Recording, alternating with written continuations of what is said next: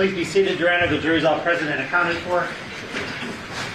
We are back on the record in C-37723, United States versus Devyn Michaels. May the record reflect that Ms. Michaels is present with her attorney, Deputy District Attorney, on behalf of the state, and both parties stipulate to the presence of our jury. Yes, Your Honor. Yes, Your Honor. Okay, state, you may recall the witness. Yes, Your Honor. The state calls Carl Lippisch. And as magistrate, the state's going to be allowed to reopen their questions to admit two exhibits, and then we'll move to cross. Yes, Your Honor. Okay.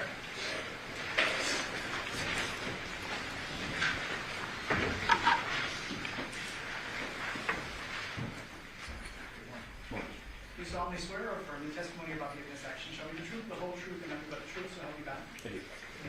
Thank you. And if you please just state your full name. My name is Carl Lippisch. State your name. Good morning, sir. Morning. We left off yesterday having gone through a tremendous amount of surveillance video. Do you recall that? Yes, I do. Okay.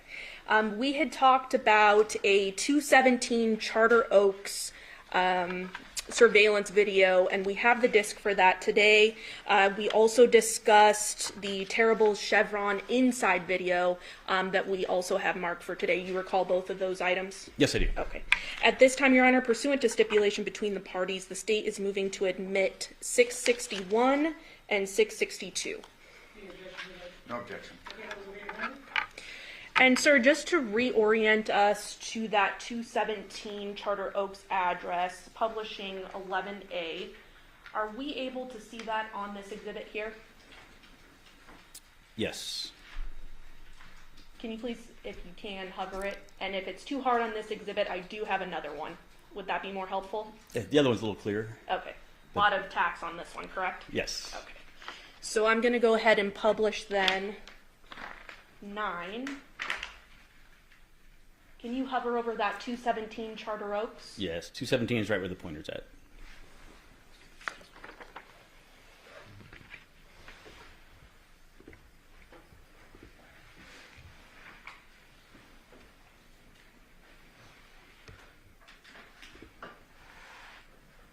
And Your Honor, at this time, the state is requesting permission to publish. Permission granted.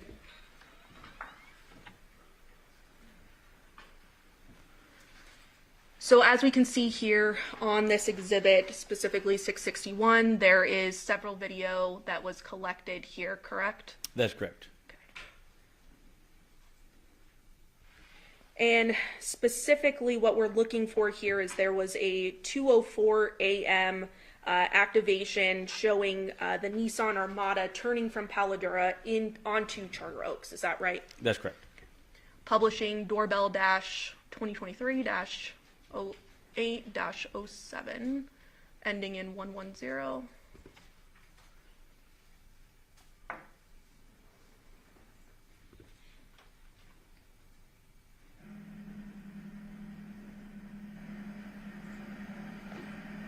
And there are no date and time stamps on this video, but when you did collect it, you were able to see the date and time stamp on the homeowner's actual system. Is that right? The detective that collected, yes. Okay. You as the collective, your team. Yes. Playing.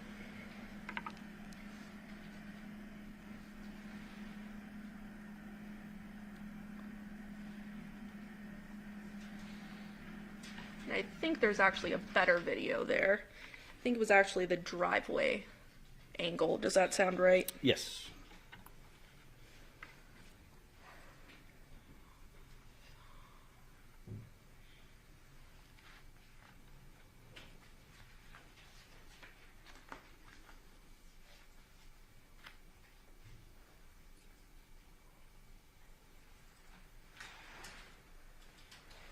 And publishing the file ending in 110F, subsection 4.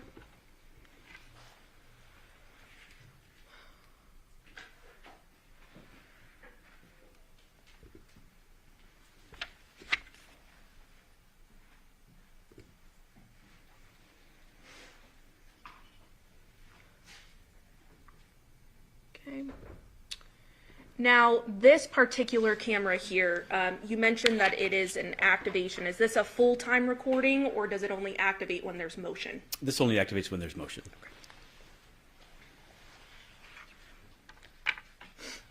And this camera in particular is pointing in which direction? It's pointing towards the intersection, so it's pointing down Paladora towards where the residence occurred, or excuse me, where the homicide occurred at the residence. So the street in front here, though, is Charter Oaks? That is Charter Oaks, correct. Playing the video.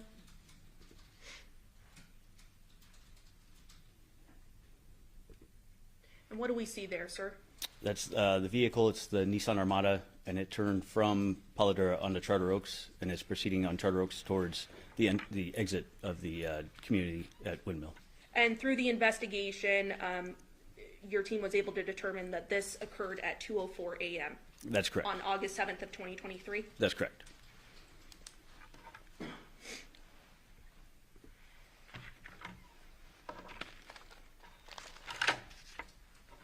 Now, turning your attention to the chevron, the inside of the chevron, because we saw the outside of the chevron on Monday, correct? That's correct.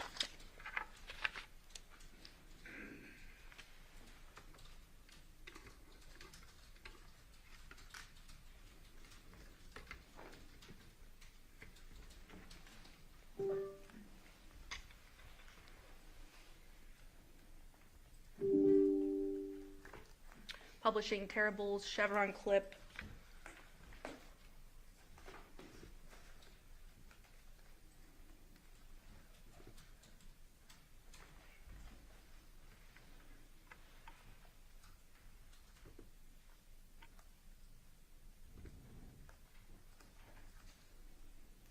And so I'm going to pause it there. What do we see in this video here? This is the front door, the entrance to the Chevron convenience store, Terrible's convenience store. And this is just a clip from the surveillance video. Does that sound right? Yes. And at this point, do we see individuals entering the store? Yes, we do. And I'm going to stop right there at 12 seconds. Does that appear to be a female and a male? Yes, it is. And did you later determine that that was Devyn Michaels as well as Johnathan Willette? Yes. And what does the female appear to be wearing?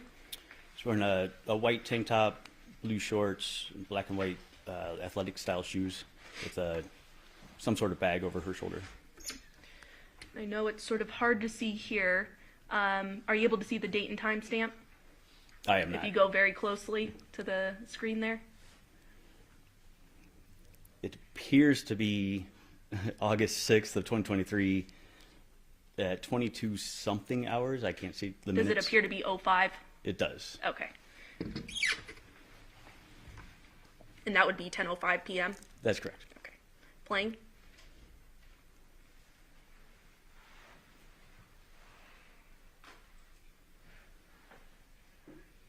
And then we see the two individuals then leaving the store Yes. approximately about 5 minutes later. So this is essentially a screen recording kind of them entering and exiting, correct? Yes. With that correct timestamp. Yes.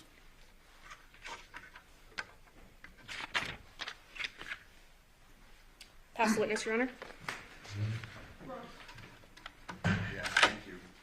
Give me a second, Your Honor.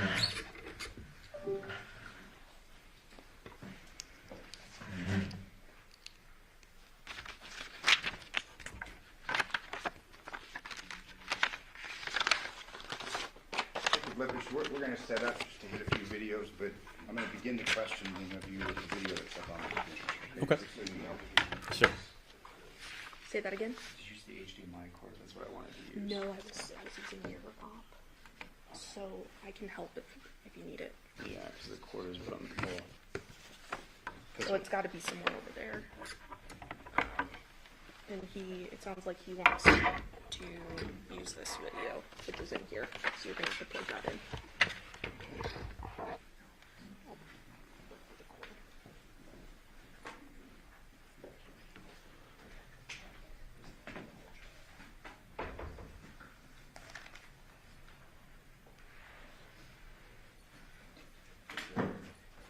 Did you pull it out of this for the openings? Or? Yes, you can do that. Okay, I can just pull it. Or maybe we'll do this. No, that's the power cord. Alright, well, let me see what we can do here.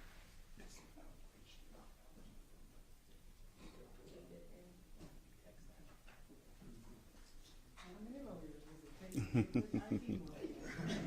staying out of it. It's not my Achilles heel, so I'll let him handle it from this point forward with the court's permission. Just a couple, while he's doing that, just a few questions. Detective, have all videos that you collected, have they all been marked and admitted into evidence? I don't know what the DA has actually admitted, so that would be a question for them. We've got videos collected from Paladera, Charter Oak, Carolina Laurel, Balsam Pear, Fan Palm, Africa Violet, Choke Cherry. Just so we're clear and the record's clear, have all videos been admitted? The ones I published, yes. Okay. But I mean, I know you published some, but do we have all videos collected? All the, yes, all Okay. the discs right over there. Okay.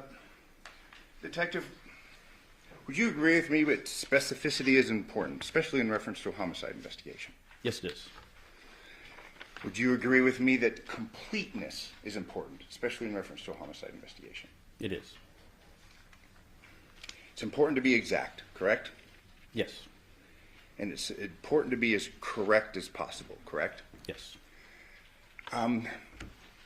It may seem a minor point, but it will become more significant. You have referred to the Paladera home multiple times as the murder scene, correct? Yes. However, you'd agree with me that it's unclear, at least based upon the coroner's conclusions, what the cause and manner of death was. I have not reviewed the coroner's report. Okay.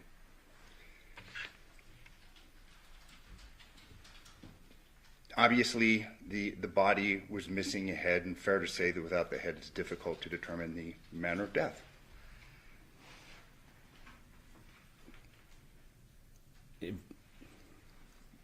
Without the head, obviously, that could be a purpose, or excuse me, that could be the reason that the person died. But yes, Okay, unless so- there was something else prior. So based upon your involvement, your engagement in this case, did the person die because of a decapitation? I personally do not know. Okay. You were shown videos, and when they were setting up, I'd asked you a question. I said, pay attention to this because I have a couple of questions concerning that. Yes, That was the video that was taken from the terrible hearse, correct? that's correct. And you yourself collected that video. From the security personnel, yes, or surveillance personnel. And what day and what time did you collect that video? It would have been, I can't tell you the specific date and time right now from recollection, but it would have been within the next day or two. Okay. If I told you that it appears based upon the paperwork that you collected that on August 11th, 2023, would you have any reason to disagree with me? I do not. And was that video taken as a result of a warrant? I don't understand your question. Was a warrant served on the terrible herbs, either the corporate center or that particular store, in order to obtain that video? The warrant, no. Okay. Was it just turned over then? Yes. Okay, but as you sit here today, you don't recall when, either the date or the time? Fair The to say? specific date and time, no. I know it was in, like I said, it was within several days, within a couple days of the actual incident occurring when we learned that they had been at the Terribles. Okay, so then that would have presumably been days after the event when you began your investigation on August 7th, 2023. That's correct. I'm going to turn your attention now, and I'll let you do this. I don't want to. Thank you. And my understanding is we're not going to have this marked and admitted because we're just taking something that's been provided and is admitted. But just for the ease of these questions, I'm going to ask to publish this to the jury, Your Honor. Okay, but this has already been admitted? Correct. Yes, Your Honor. Okay. Okay, any objections, state? No, Your Honor. Okay, go ahead. And I'm going to turn your attention specifically to the video that you had discussed. And I'll just let you stay there because I'm going to do it. You're good. Specifically, the video 6052, taken from 2696 Paladera. Okay. Do you recall your testimony the day before yesterday in reference to that? I do not specifically to 6052. I would have to see the clip to remember which. Okay. We'll play that right now and see if Okay. that jogs your memory.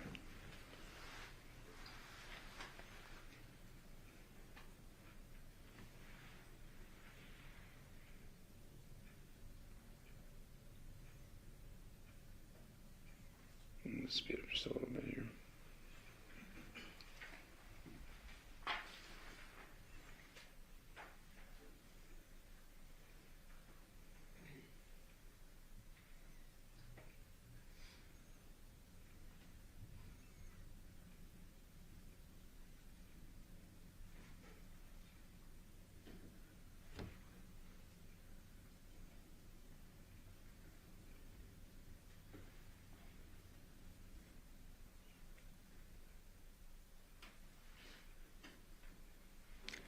Is that 6052? Mm-hmm.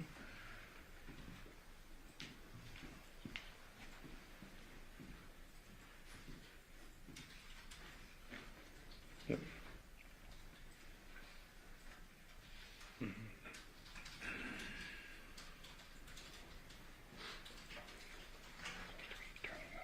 Right. The video that I'm going to want to draw your attention to involves where the lights go on in the Armada. Do you recall that testimony? The lights, are you talking about the exterior or interior lights? Interior lights. Yes.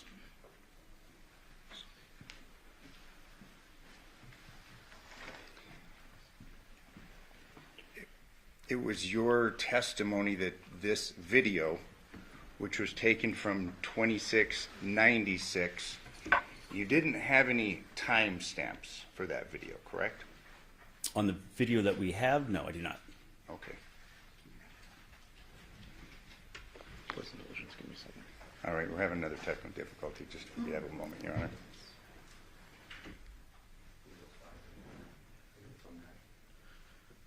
Our player's not on the play, right?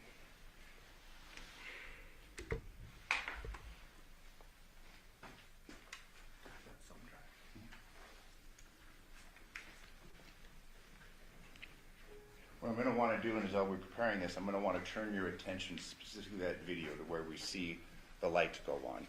Okay. Okay? We just have to get it lined up.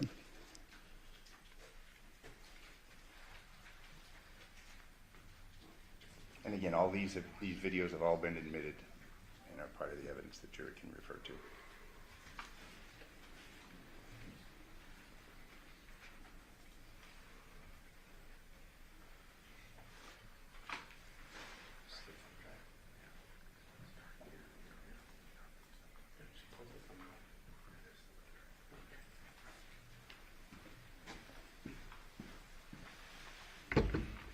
Soon click. Maybe this one will work. This computer.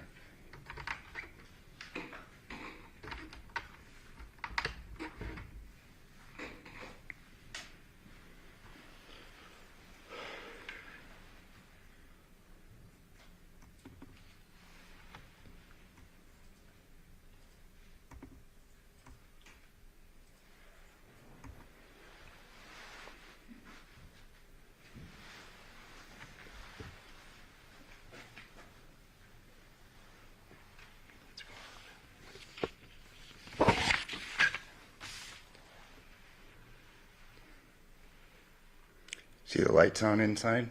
I do.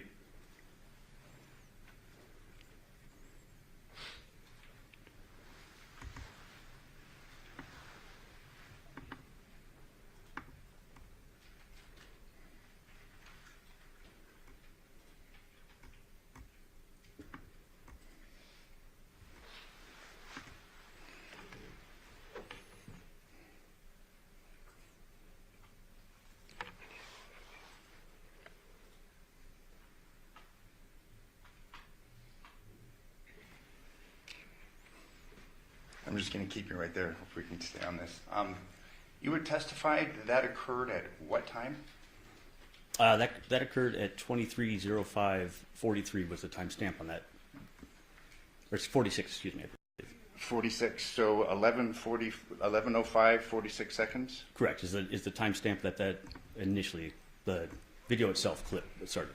But we don't have that time embedded in that video, do we? We do not.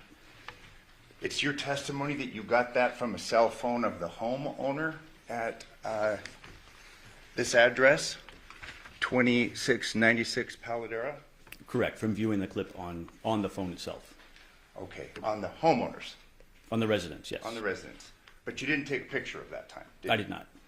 You didn't in any way memorialize that time, correct?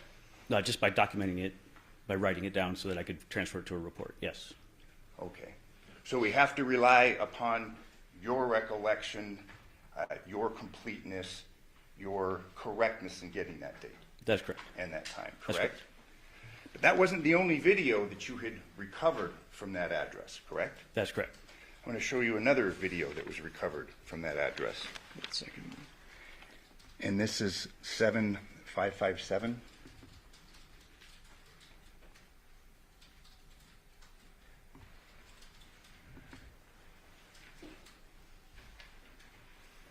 Is it playing? Mm-hmm.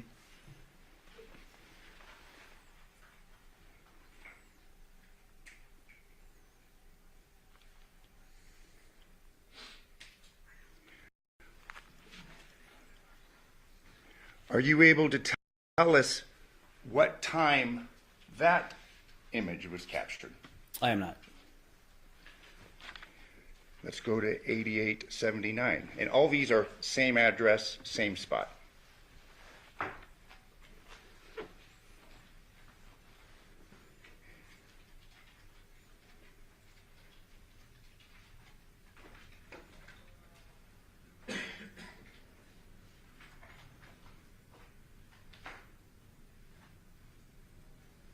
Looks like a work van, doesn't it? It does, actually. It's like a Chevy type work van. Are you able to tell us what time this image was captured? No, I'm not. Let's go to 8619.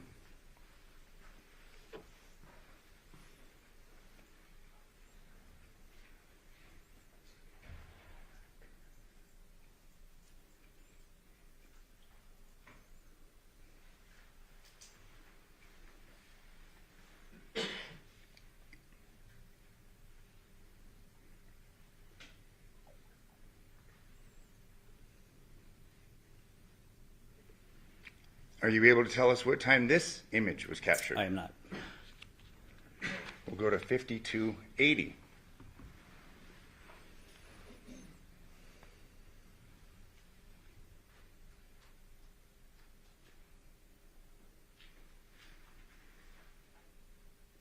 Are you able to tell us what time this image was captured? No, sir. Let's go to 7518.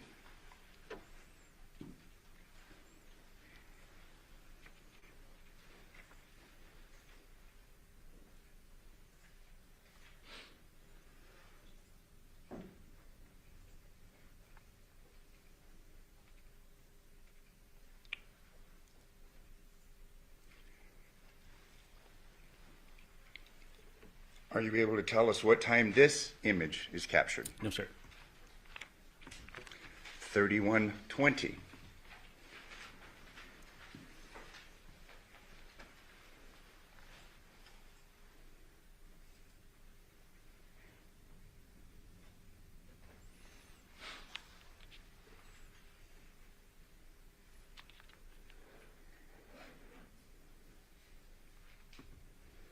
Are you able to tell us what time this image is captured? No, sir. Image 1087.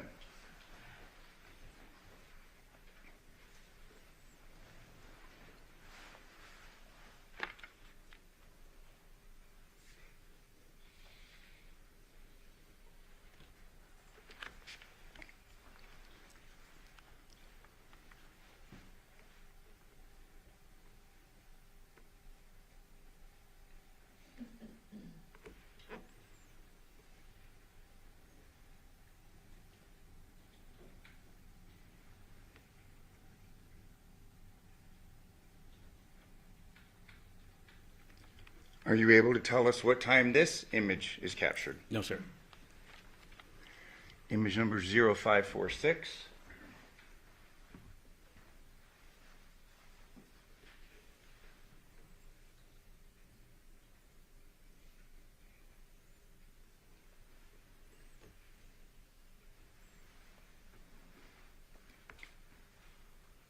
Are you able to tell us what time this image is captured? No, sir.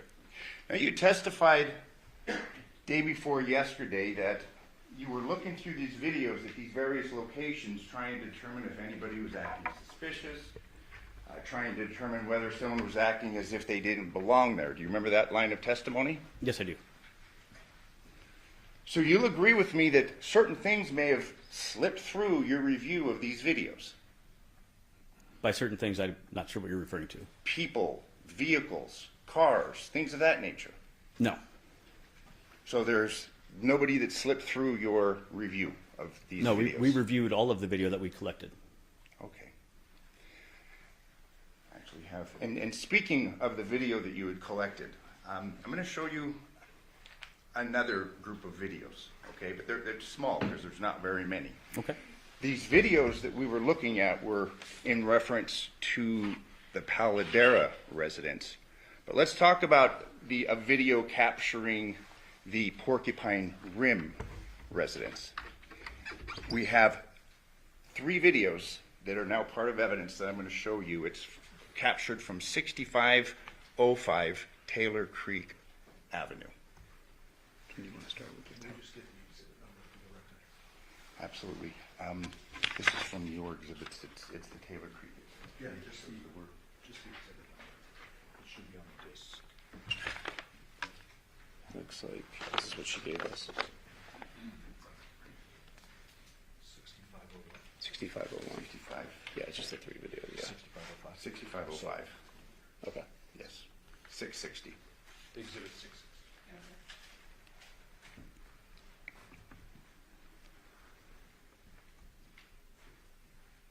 It's a little bit bigger here. Can we bring it up Yeah. larger so we can see?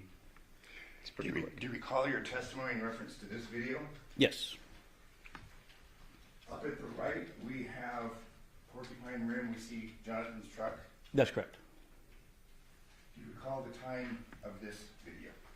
I believe this one was at 9:07 at night, is what the embedded label is on it. And again, because we have an embedded level so we can see, correct? That's correct. Let's look at the second video from that residence. Do you recall this video? Yes, I do. What date and time is this video? This is August 7th, 2023 at 0621 now, in the morning. And again, just so we're clear, this video is capturing the Porcupine Rim residence, correct? Among other things, yes, you're able to see the house on Porcupine Rim. Then we have a third video.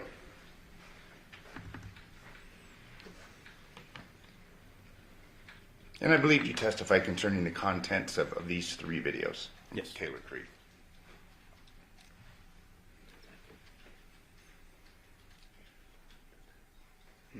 That's it, correct? I don't know. That's it as in. There were just 3 videos collected from 6505 Taylor Creek. That's correct. Now, you relied upon the homeowner or the occupants in order to get those videos, correct? That's correct. Was this a Ring video, do you recall? The last 2 we just saw, I believe it had the Ring logo on it. Okay. Did you issue any subpoenas to Ring in order to obtain the entirety of what those videos may have captured? I personally did not. Was there any downloads or a transfer of the contents of this neighbor's phone to determine what all that address was captured concerning? I actually did not collect the video from this address, so I don't know what specifically the detective did at that address. But suffice it to say, in this exhibit, we just have those 3 videos and nothing more. From that residence, correct. You can't say with any degree of certainty whether there's more videos that exist, correct? I did not collect it from that residence, so I do not know. You would have to ask the detective that collected from that residence.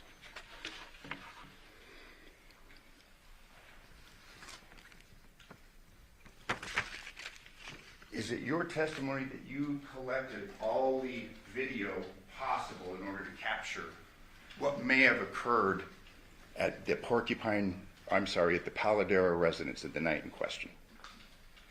I was one of many detectives that canvassed for video, so I'm able to testify specifically to the people I contacted and the residents that I got video from. But we had numerous days and numerous detectives that went out and were responsible for canvassing. In addition to canvassing, are you aware of any subpoenas that were issued in order to preserve this important evidence? I don't know. You'd have to ask the other detectives involved. I was not involved in every aspect of the investigation, so I can only testify to what I did. Now, going from the Paladera residence to the Porcupine Rim residence, did you obtain every possible video to occur the goings-on at that home, who may have been leaving or coming back? From which home? From the Porcupine Rim home, the home where Devyn I Michaels. collected video from 5530 Porcupine Rim, and that residence provided me with their activations that they had. Okay, any others? Me personally, no. Are you aware of any subpoenas that were issued in order to obtain basically as much camera coverage of the Porcupine Rim address? I personally did not submit any, so besides that, I can't testify to what other detectives did. So then you're unaware of any subpoenas from Ring or Arlo or any other providers in order to get as much coverage of that house as possible? Didn't happen, did it? Once again, I can only testify to what I did, sir. And if there were other subpoenas or anything that was submitted, that would have been done by somebody else, because I was not tasked with that. So I cannot answer your question because I don't know at this time. Understood. I'm going to turn your attention to State's Exhibit 11. You had discussed this in your testimony day before yesterday, correct? Are you specifically the map itself? Yes. Yes. This address is the Porcupine Rim? Yes, it is. The 5510 Porcupine Rim. 5510. Yes. You had testified that the only way in and out was here, correct? By a vehicle, yes. By vehicle. Correct. But on foot, pretty easy to get out of the neighborhood, isn't it? I honestly don't know. I didn't attempt to get in or out of that other than be in my vehicle.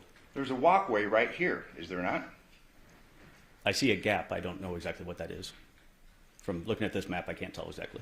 And this 5510 Porcupine Rim, I mean, it abuts. It's right up against Rebecca, correct? That's correct. Over the fence and you're on a road, correct? If you're referring to jumping over the back wall, Yeah. then yes, you would be out on Rebecca Road.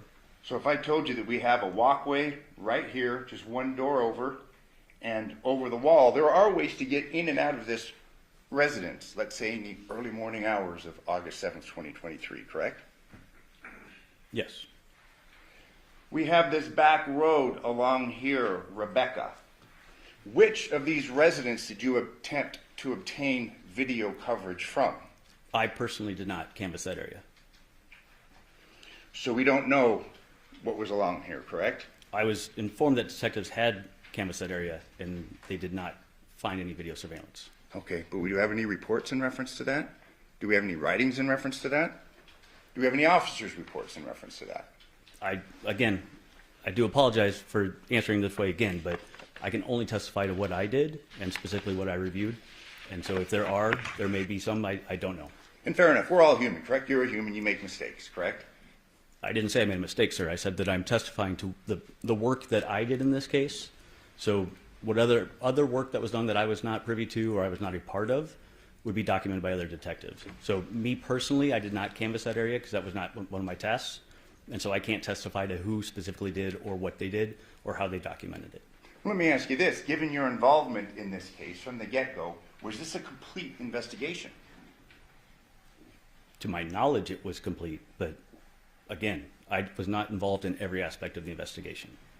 So, sir, to your knowledge, this was a complete investigation, correct? To the best of my knowledge, yes, sir. And you'll agree with me that you do not have a perfect knowledge of the doings and investigations and investigative steps that were taken in this case, correct?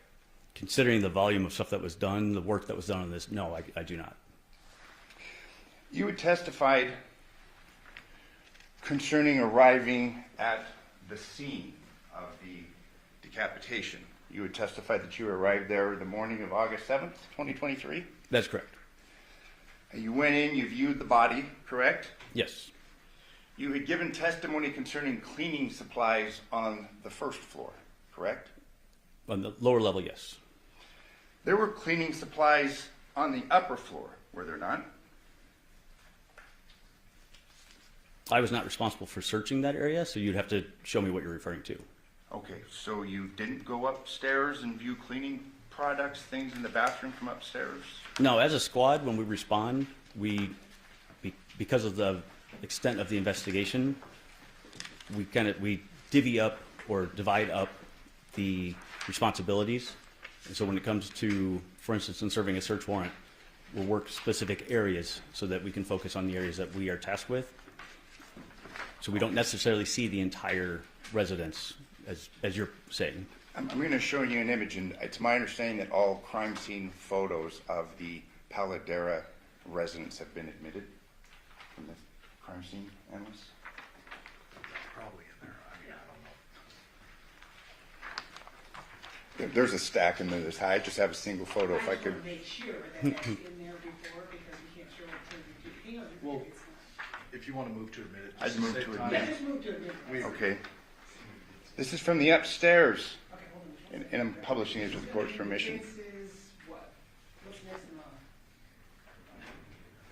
Next in line, the defense is T3. T3. Okay, We'd move- defense is T3 will be admitted, permission to publish is granted. Thank you. Getting a little bit ahead of Your Honor, thank you. We've got cleaning supplies. Did you see these in the upper story? Once again, as I already stated, I did not search that area.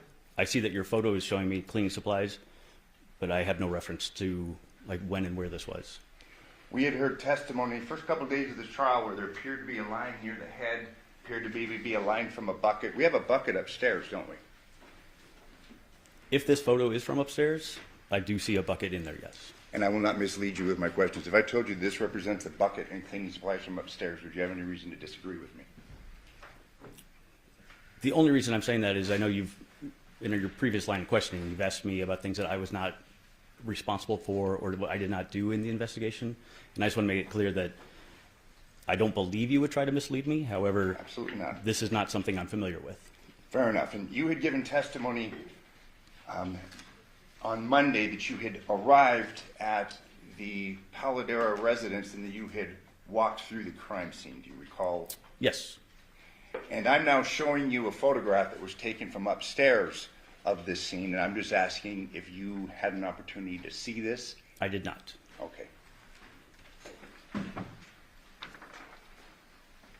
Did you view the backyard at the Paladera residence? I do remember seeing the backyard out the door, yes. I'll have these admitted. Here, let me. Why don't we have these marked T? Thank you.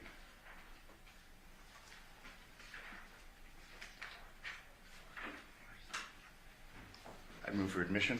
Any objection to U3 and D3 state? No, Your Honor. Okay, those are admitted. I'm going to show you what's now been admitted as Defense Exhibit U3. I'm going to represent to you that this was taken in the backyard of the Paladera residence. Did you see that footprint? I did not. Are you aware of its existence? If you're telling me that's where it's from, then yes, I am. Now I am. Turn your attention to Defense Exhibit V3. Did you see that footprint? And obviously, presumably, it's the crime scene analysts that are measuring it. This footprint was in the backyard of the Paladera residence, correct? I did not see that while I was on scene, no. Are you aware of its existence? I am now, yes. Are you aware of any testing, comparisons made in relation to this footprint?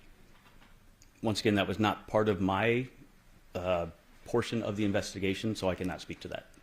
Based upon your review of this photograph, fair to say that that's a man's footprint? I would have to look at this closer. I don't know how you could come to that conclusion, just based on this photo. It's a fairly large footprint, correct?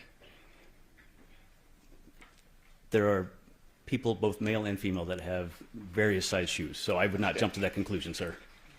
So you're saying you're not aware of this, but you're going to argue with me right now whether this is perhaps a man's footprint or a woman's footprint? Well, your question actually said that it is a man's footprint based on the size of it, and based on what I'm looking at right here, I would not be able to tell you yes or no of whether that is a man or woman's footprint. Let me ask you this, in reference to your investigation, were you involved in any follow-up concerning these footprints? I was not. Take another court's indulgence, just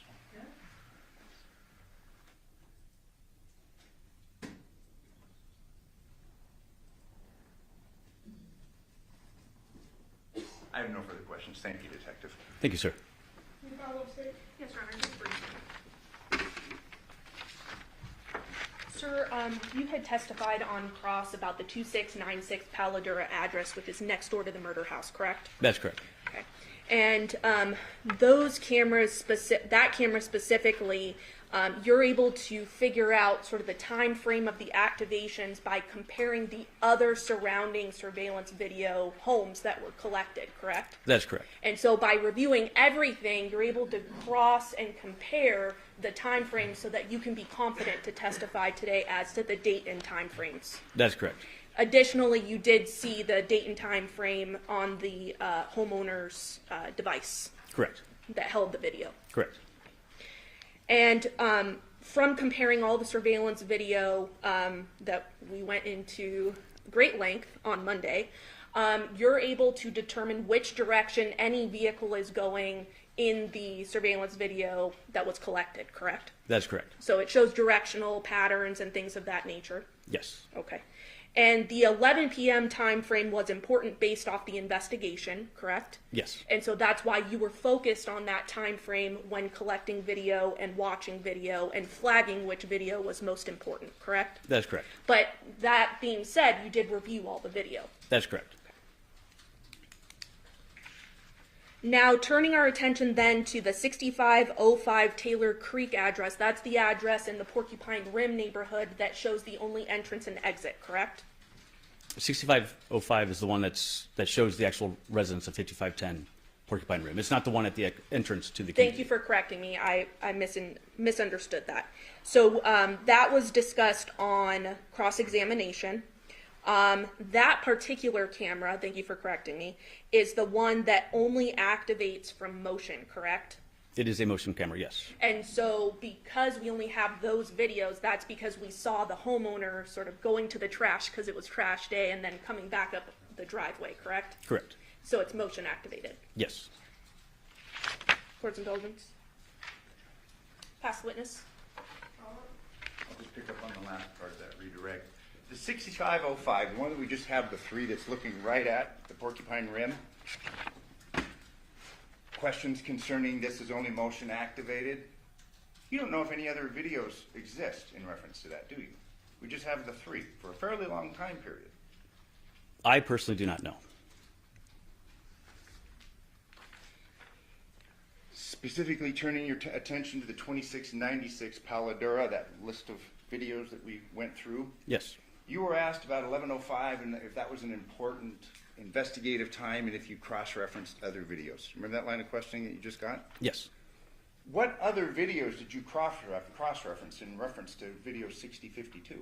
The first one that we started with the lights going on, you can see the interior lights. What video did you cross-reference? That one, there were no other ones because it was just the motion in front of that. That was captured from 2696. So then, based and to clear up the redirect, we don't have another camera to verify that time, do we? That you gave the That specific one, no. And the list that I gave, 75, 57, people walking by, no cross-reference to another video, correct? Actually, with the rest of those, there is. Those people that are walking, they actually belong to the house on the street behind. That work truck that you actually brought up belonged to a house over on African, I believe it's African Violet. I don't remember the exact name of the So street. I'm asking what videos that you reviewed in order to cross-reference this, to confirm this. Those are the ones from the other houses in the neighborhood. There's other ones that were collected. We were able to cross-reference for those specific ones because those were people that walked through the neighborhood and continued to other areas. Let me ask you this, though, back to the 6052, the one where you see the internal light. We don't have another video corroborating the time that you state that captured, correct? That's correct. No further questions. Any follow-up, State? Briefly again, so the work van that you were just crossed on, that we saw in the video, that's coming from a different house, right?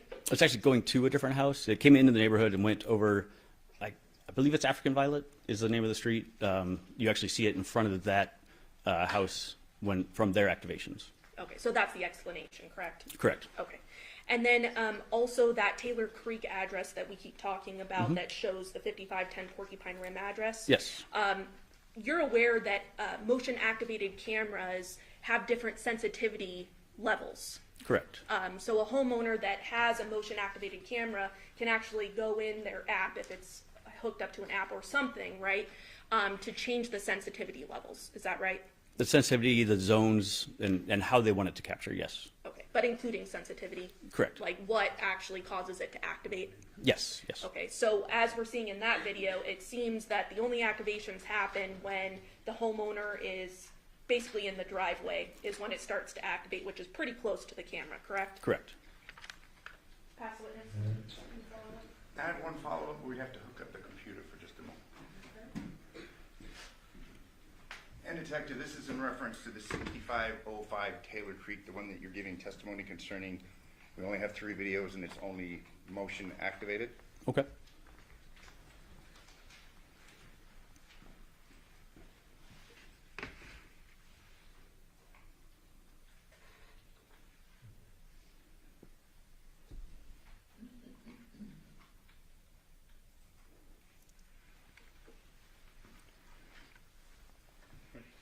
Yeah, you can start it.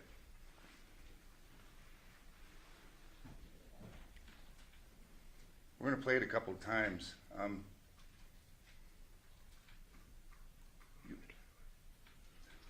So if there is motion activated, it appears that the Paladera or the Porcupine Rim, it does activate, correct?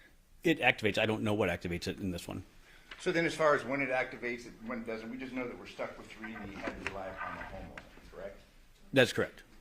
You had to rely upon what the homeowner provided you, correct? Again, I can't testify to what the detective did. I don't know if the detective viewed the entire timeline, and those were the only 3 that were activated, but those were the 3 that were provided.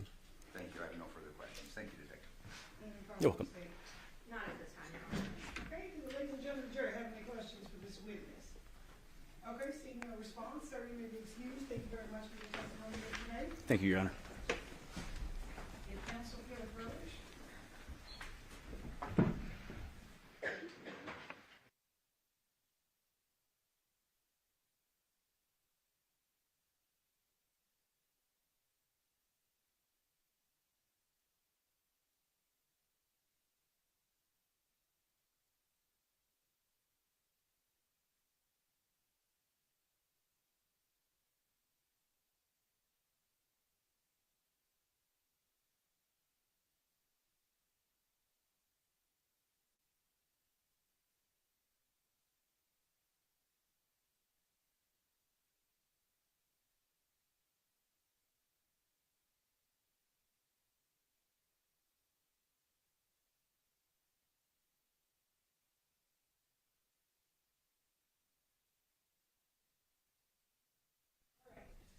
Ladies and gentlemen, I know you guys just got here, but we're going to take our lunch recess because we have some things we have to get in order to make sure that this afternoon runs smoothly for you.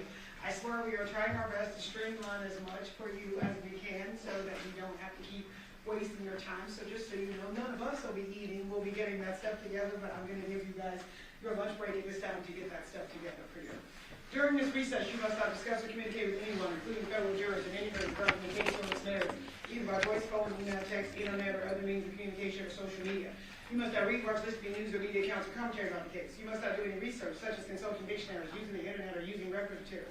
You must not make an investigation, test, theory of the case, recreate the aspects of the case, or in any other way investigate or learn about the case on your own. You must not form or express any opinion regarding this case until it's considered to you. Ladies and gentlemen, it's 10 to 12, will be in recess till 1:30. All rise for the jury.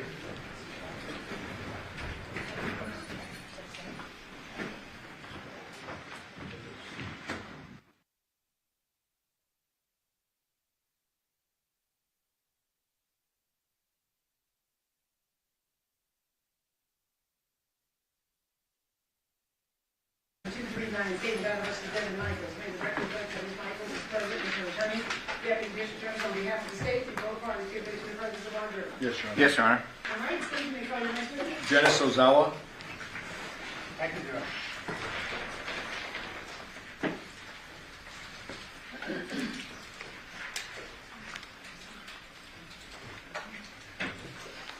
Approximately 8 or a detective, approximately 10 years, And how long have you been in your current assignment? approximately 8. What is your current assignment? I'm with the Crimes Against Persons Unit. And what does that entail generally? For the Crimes Against Persons Unit, it entails we investigate a wide variety of violent crimes in the city of Henderson, to include robberies, kidnappings, shootings, death investigations, officer-involved shootings, and homicides also. And so you've been doing that for 8 years. What were you doing in the 2 years prior as a detective? I was a fraud detective prior, And what were you doing prior to that? patrol officer. How long were you a patrol officer approximately? Approximately 10 years. During the course of your career, sir, have you received numerous trainings on law enforcement best practices? Correct. And during the course of your career, have you responded to hundreds of crime scenes? Correct. In your 8 years with homicide, have you ever responded to a decapitation case prior to this case? I have not. Fair to say that this particular investigation was a large one, Yes. entailing many support personnel such as crime scene analysts, other detectives from homicide, and actually some other detectives from other units called in to assist in the investigation. That is correct. In this particular case, did you get called out to a homicide at 2698 Paladura on August 7th, 2023? I did. Do you remember around what time you were called out? I believe it was approximately in 9:40 is when we were notified. 9:40 in the morning? Correct. And what time was the actual call for service, sir? I believe it was approximately 8:40 in the morning. Who was the person reporting? Yoko Willette. What was the general information you received before responding to the scene? From what we were told, that from dispatch, that Yoko had called in, advised that she had found her son, Johnathan Willette, in his bedroom, and he was all bloody, and believes that he was dead at that time. And so, is it fair to assume that fire and first responders went out to the scene before you did? Yes, And it was confirmed that Johnathan was in fact deceased? that is correct. Did you say the victim's full name for the record? Johnathan Willette. Once you arrive at the scene, you get called out around 9:40. What happens when you arrive? When we arrive, we meaning our Crimes Against Person Unit plus the crime scene analysts, we start to show up. As soon as we all arrive, we're waiting for a brief from the supervisor who's on scene. And then once we're there, he provides the brief, basically kind of explain what they did as far as entering the house, any observations that they made at that point, and then the fact that they had probably talked to Yoko, and then we found out about another person that was there at the time with Yoko. I believe his name was Masao Yoshida, that they were the only two there at the house. And then which the supervisor at that time was Sergeant Shields, who we had spoke with to give us the brief.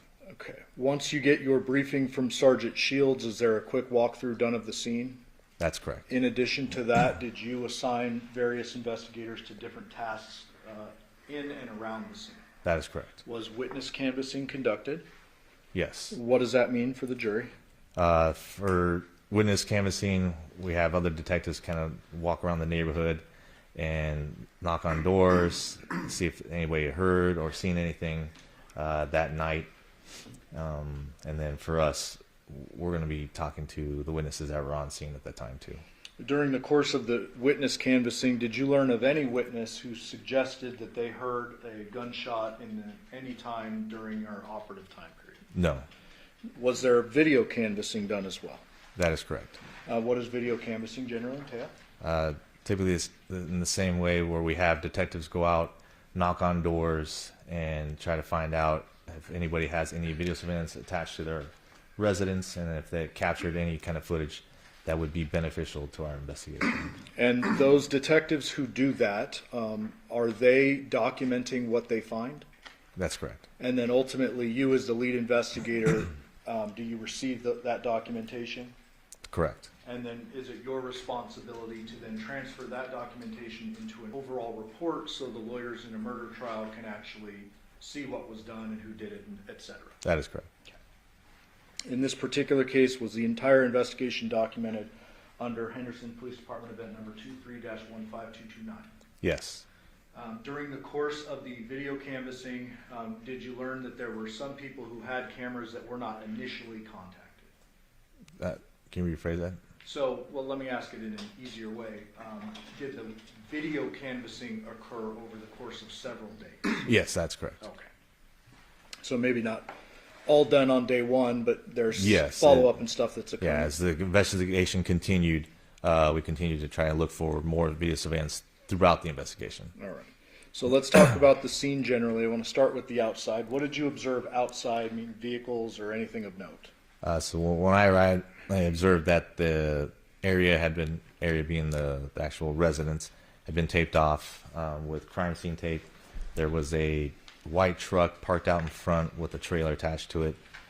That it was parked on the wrong side of the road, which then that kind of brought notice to us that also the trailer was kind of out a little bit into the road, which in our eyes, or in my opinion, looked like someone was there for a quick trip, not someone that wanted to park there and leave it there overnight. There was also a cone that was in the driveway that we later found out that was indicated that patrol believed that there was possibly a blood mark right there, and then the garage had actually been partially open from the bottom. And in addition to the truck with the trailer, there was also a small sedan out front, correct? Correct, and that was parked across the street. And ultimately, did you determine who was the owner of that vehicle? We did. Who was that? A female named Andrea Reyes, who then we discovered was an ex-girlfriend who recently broke up with our victim, Johnathan Willette. Based on the fact that her vehicle was out front at the home, was she a person of interest initially? Correct. Did you do follow-up investigation to include obtaining her call detail records as well as interviewing her? That's correct. Do you remember which detective interviewed Andrea? It would have been Detective Linow. Okay. Without getting into her statement, that would be hearsay, but did you learn anything of big evidentiary value related to Andrea? Not from Andrea. We learned that we had been told that she was in another state at the time. Was in question, and then after talking to her, we found out that she confirmed that, and then with the records that we got from her phone later, confirmed that she was in a different state at the time that we were looking at. Okay, but nonetheless, you look into it. Her car's out front. You gotta check your boxes, right? That's correct. Did you, describe the actual scene walkthrough when you go inside. What do you remember about it? So when we go in through the front door, to get, I guess, a little descriptive, you walk in, there's a flight of stairs that you go up that kind of takes you to a small den area, and then you have stairs off to the right side of us that take you up to the second floor. And then as you continue to move forward a little bit more, there's the kitchen area. And then to the right of that, you have to walk back down a few flights of stairs, which is where Johnathan Willette's bedroom, makeshift bedroom, would be, because it's, I guess, technically a living room, but it's converted to his bedroom. I believe there were some sheets that were kind of covering the entrance up. I guess we would say that it's using for privacy. And then once you walk down those stairs, you end up going into his bedroom. You can't see the bed where he was lying at that time, because it's kind of tucked back in the corner. And then as you kind of move forward more into the room, you can see the bed. You see the blankets. You can't see him yet, and you don't see him his body until you get closer to the front of the bed, and then you start to wrap around. Then at that point, you can start seeing the blood on the bed, blood stains, and then blood next to the bed at that point. And then when we get closer, or at least when I got closer, you could have that chemical smell that started burning your nose and your eyes at that time, which we were told from Sergeant Shields originally that was the same thing that they smelled. And I think they actually also mentioned that they had saw smoke coming from the body when they went through at the airtime. But there was also the chemical bottles that were observed in the hallway, ammonia, and I believe it was bleach. And later on, we actually did search what, if you actually combine those together, what it does. It actually creates a toxic gas called chloramine. That was just something that was found out later.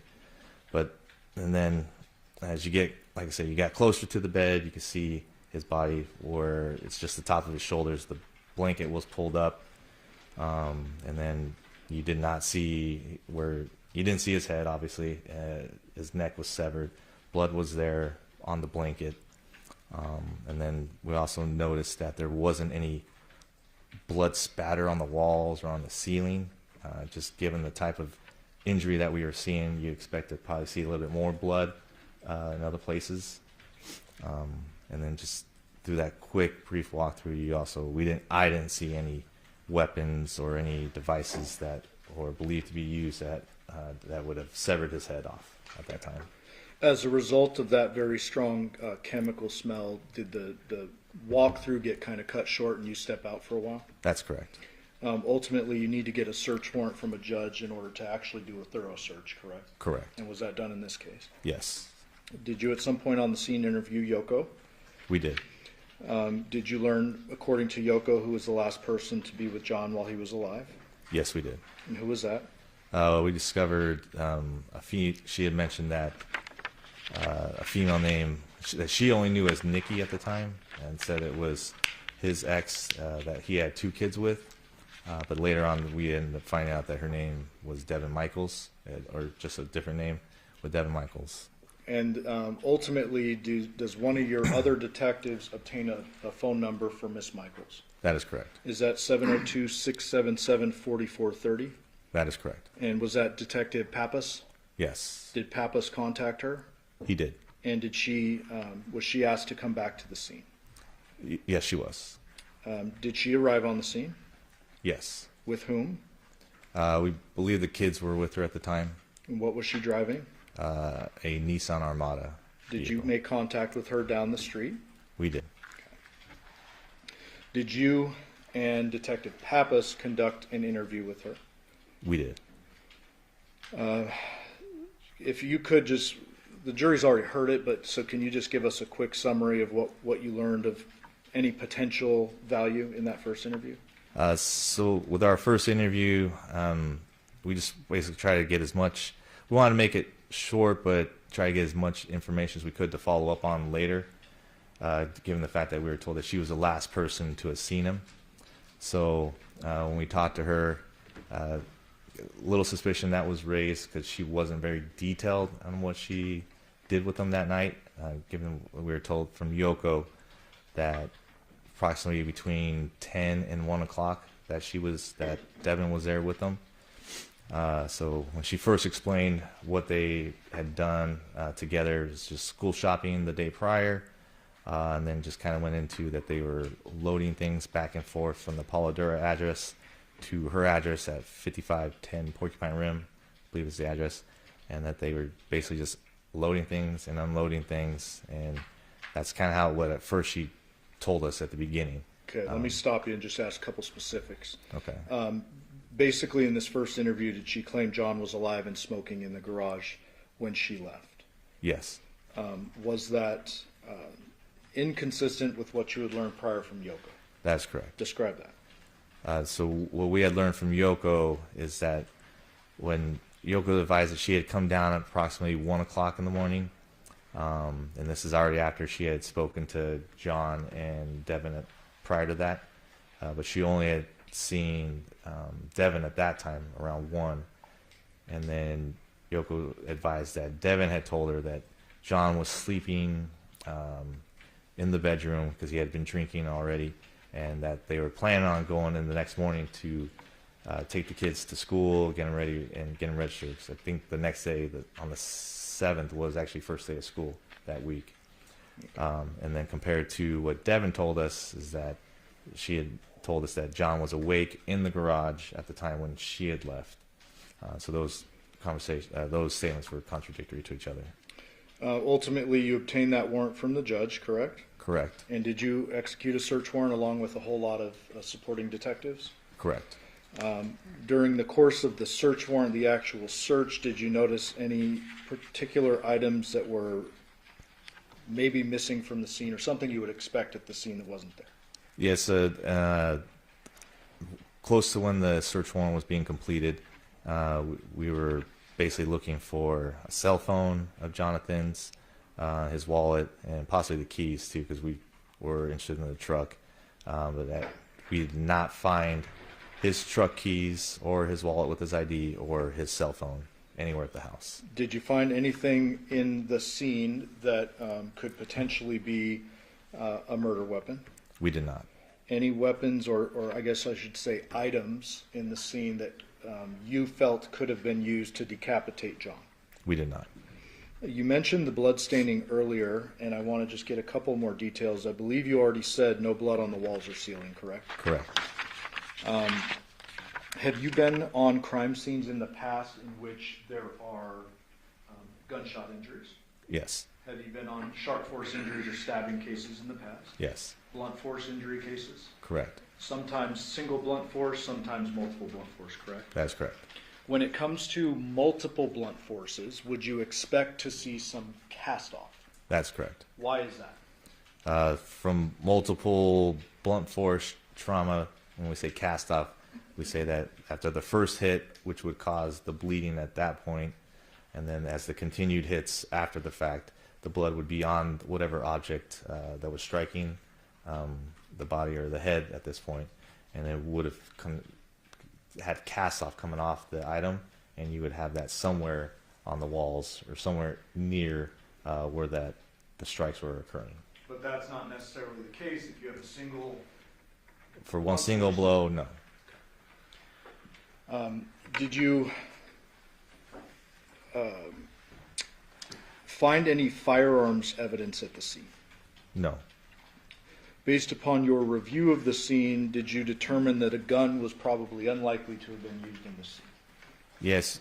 So basically, since the fact that there were no bullet impact marks, there were no, like in the wall, there were no bullet impact marks that we saw in the mattress, no blood spatter from a bullet impact going through a body or a head was seen. Also the fact that Yoko and Yoshida didn't report that they heard a gunshot, and there were no phone calls coming from the neighborhood that there was a gunshot. There was no reason to believe that a gun was used in this incident. As a result of that, are you generally kind of focused, narrowing your focus in on sharp or blunt weapons? That is correct. Not ignoring a gun if you come across it, but your focus, what you're really looking for is sharp or blunt. At that time, yes. Did you later learn that it was reported that a knife was missing from the scene? That is correct. Based upon the blood patterning as you saw it, can you describe kind of some of your investigative deductions you got from the blood near John? So when you got closer to the body and where you saw the blood on top of the actual mattress, you saw it there next to his body, and then you kind of saw some off on the side of the bed, and there was a little bit of pool of blood at the bottom on the carpet. Then when you look at it, you can kind of see there's certain voids in the blood. So when we round tabled it, talked together, it was kind of determined that, hey, there was probably something placed there, because where the blood was actually at, you could see, like I said, some voids. So where maybe a possible container was that possibly collected a lot of the blood, because even though there was a good amount of blood that was there on the scene, not as much as what you would believe, considering the type of injury that you saw with his head severed. Okay, and try not to ask this in too morbid a way, but if you're assuming, or did you assume the decapitation occurred there in the scene? That's correct.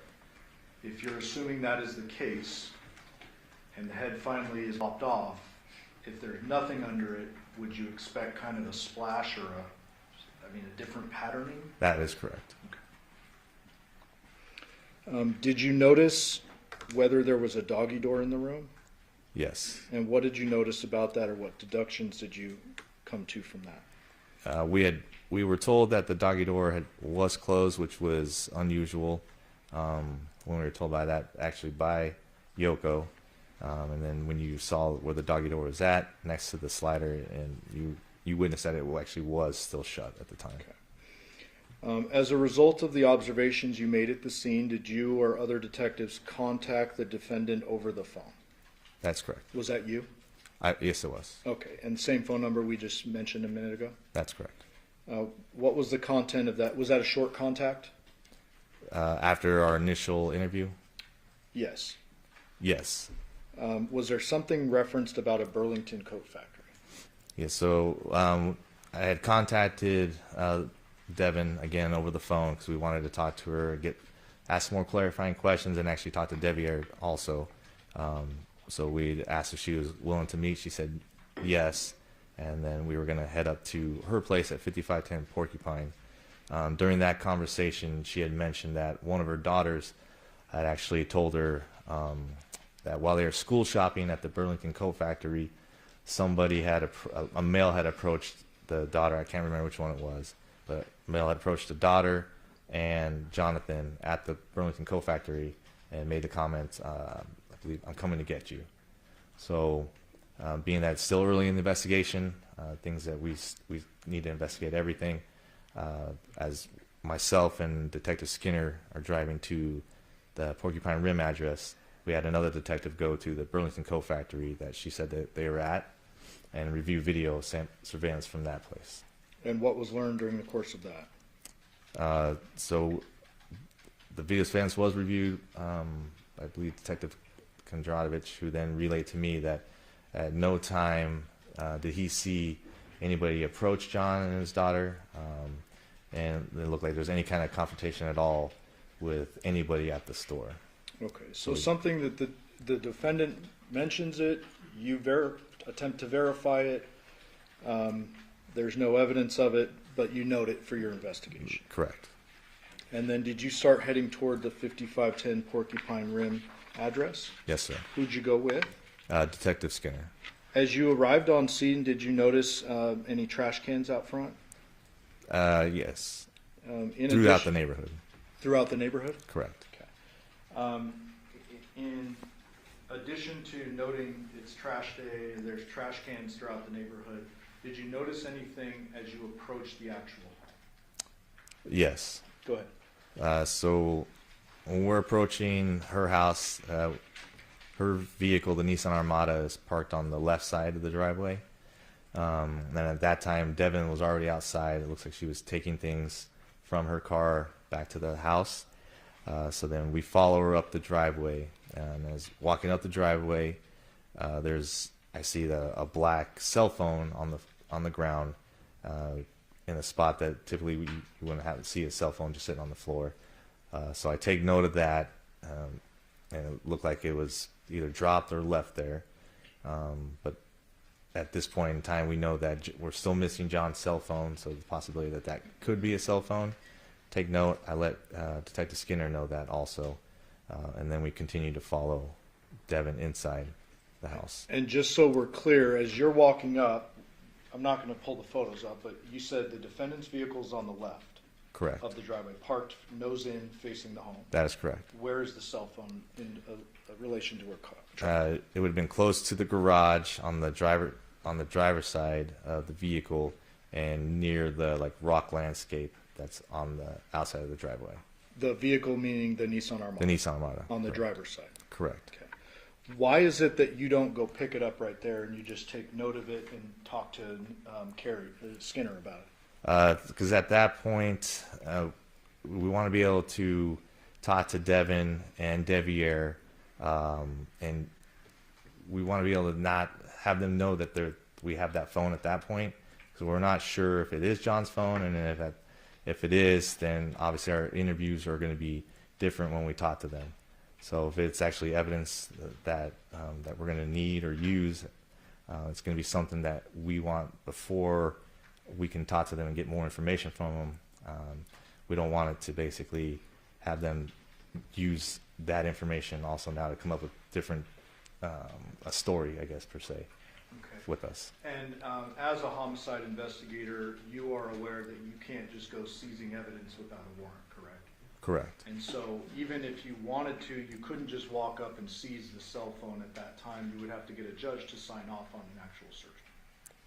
That's correct. Okay. Did you make contact with Devier? Yes. Where was that? Was it out front, inside? Do you remember?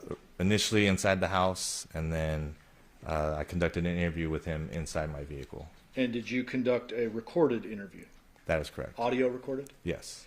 Did you notice anything about Devyn as you began to talk to him? When we entered my vehicle, there was a heavy odor of alcohol that I detected, and then he actually apologized in the interview at the beginning, saying that he had actually been drinking since he had gotten home, and said he was sorry that he was basically possibly intoxicated. Did he say why he started drinking when he got home? Basically because of the news that he found out about his dad being deceased. And you've spoken to dead people's next of kin and families many times in your career. That is correct. Was that out of the world of reasonableness for you, or what? No, obviously I told him that, hey, I understand what you're saying, or why you've been drinking. It's people mourn in different ways, and that is one way that people mourn is they tend to drink sometimes too. Nonetheless, even though he's been drinking, you still want to talk to him and ask him some questions, correct? That is correct. And you did that. Yes. Again, the jury has gone through a lot of evidence before you testified, so I'm going to just hit a couple of points, and you correct me if I'm wrong. Okay. Generally, did Devyn say he had been home all day the day before? That is correct. Did he actually initially say, I was working, and kind of correct himself and be like, wait, is yesterday Sunday, that kind of thing? That is correct. Okay. So he corrected himself. Yes. And then he says he was home the day before, meaning August 6th. That is correct. Okay. And did he indicate that he was home the night before watching the girls? Yes. Did he, in your opinion, minimize the sexual relationship with the defendant? He did. And just generally, I'm not going to hold you to precise numbers, but was Devyn a bit younger than the defendant? He was. There was a question asked with a prior witness. It might be out of left field with you, but I want to ask you. There was kind of a suggestion made that Devyn in this interview had mentioned that cell phone in the driveway. Is that accurate? No. Did he say anything about the cell phone? No. As I kind of stated previously, we didn't want to bring up the cell phone, and the fact that we had found it or seen it, just because we wanted to get information from him without kind of any evidence that he would know about at that time. Okay, so any suggestion made earlier, unintentionally probably, that Devyn brought up that cell phone in the driveway, that did not happen? No. Okay. Not in that interview. Devyn at home during the time frame indicate that he worked the next morning and learned of his dad's death via phone calls from family and stuff? That is correct.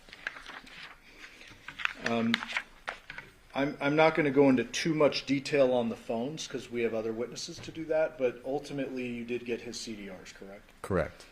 Did those CDRs confirm or refute his claim that he was home last night? They confirmed his statement.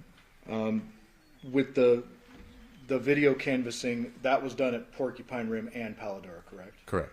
Was there any video in the area of Porcupine Rim that depicted Devyn's vehicle or vehicles moving away from the scene? No.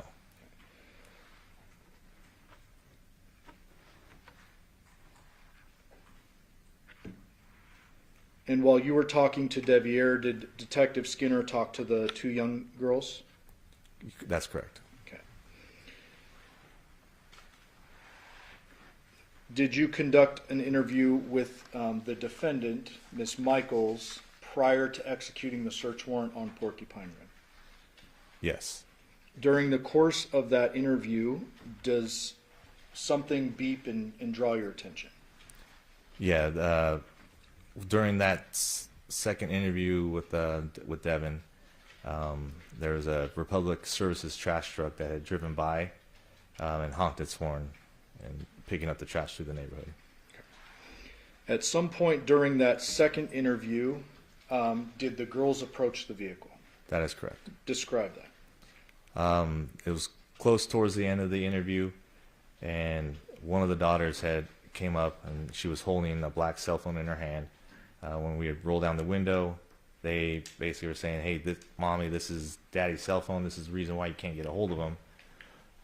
So then she hands the phone to Devyn, who then we take the phone from her, then it's given to Detective Skinner, and then basically Devyn confirms that cell phone does belong to Johnathan at that point. Did you note anything particular about the cell phone itself? Yeah, and then we discover that on the cell phone, the screen is cracked, and then there's apparent blood on the screen at that time. After this, do you end up getting that search warrant through a judge for the Porcupine Rim address? Yes, And did that include the Porcupine Rim address itself as well as the cars? that is correct. All the vehicles? All vehicles on scene. Did that include a work van? Yes.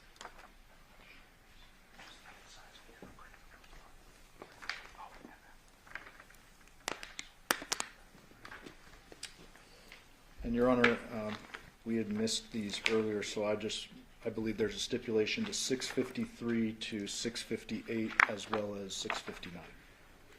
Okay, so 653 to 659? Yes. Okay, 653 to 659, are we admitted? Did you yourself conduct a search warrant on the work truck? I did not myself. Just going to show you, though, these are part of your investigative file, correct? 653, Correct. 654, correct? Correct. 655, Yes. 656, Yes. 657, Yes. 658. Yes. And do you remember who searched that vehicle? I believe it was Detective Lionel and Detective Christopher. And then there was also a crime scene analyst documenting stuff, correct? That is correct. Were there any bloody weapons, tools, or anything of that nature found within that vehicle? No.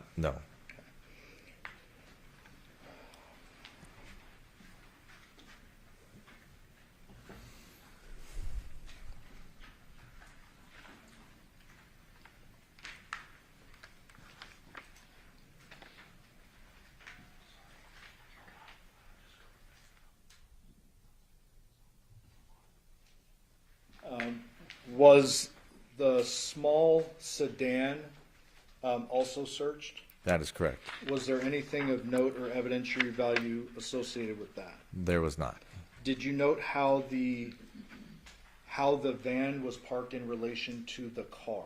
Not the Nissan Armada yet, but the small sedan. The work van that Devier said that he was the one using, yeah, it was parked partially in front of the Honda Civic. And we just kind of took note of that. It's strange because there was a lot more room on the street to be able to park to where there wouldn't be any reason why you would block the vehicle. Was the Nissan Armada searched on scene or no? Not on scene, no. Was it sealed on scene? Correct. States 250, is that the Nissan? It is. And 248, is that a different angle of the Nissan? That's correct. So earlier you were describing where that cell phone with blood and cracked screen was found. Is it over here to the left in this photo? That would be correct. Further off? Close to the rock landscape off there. Got it. Did you observe anything about the Nissan itself? When you first looked at the Nissan, it looked freshly cleaned on the outside, like it had been ran through one of the car washes that you just drive through, because it was clean, but yet you could still see like the water stain marks on it still. 251, this is a better photo that actually shows the rock. So it was over, was it this way more toward the driver's door, or? Sorry. Don't click or the judge will yell at you. Okay. We'll be on break while we. You can toggle over, but don't click. So it would have been somewhere around this area right here. Okay. And for the record, you're just pointing to the small gap of rocks we can see in 251. That is correct. Yes.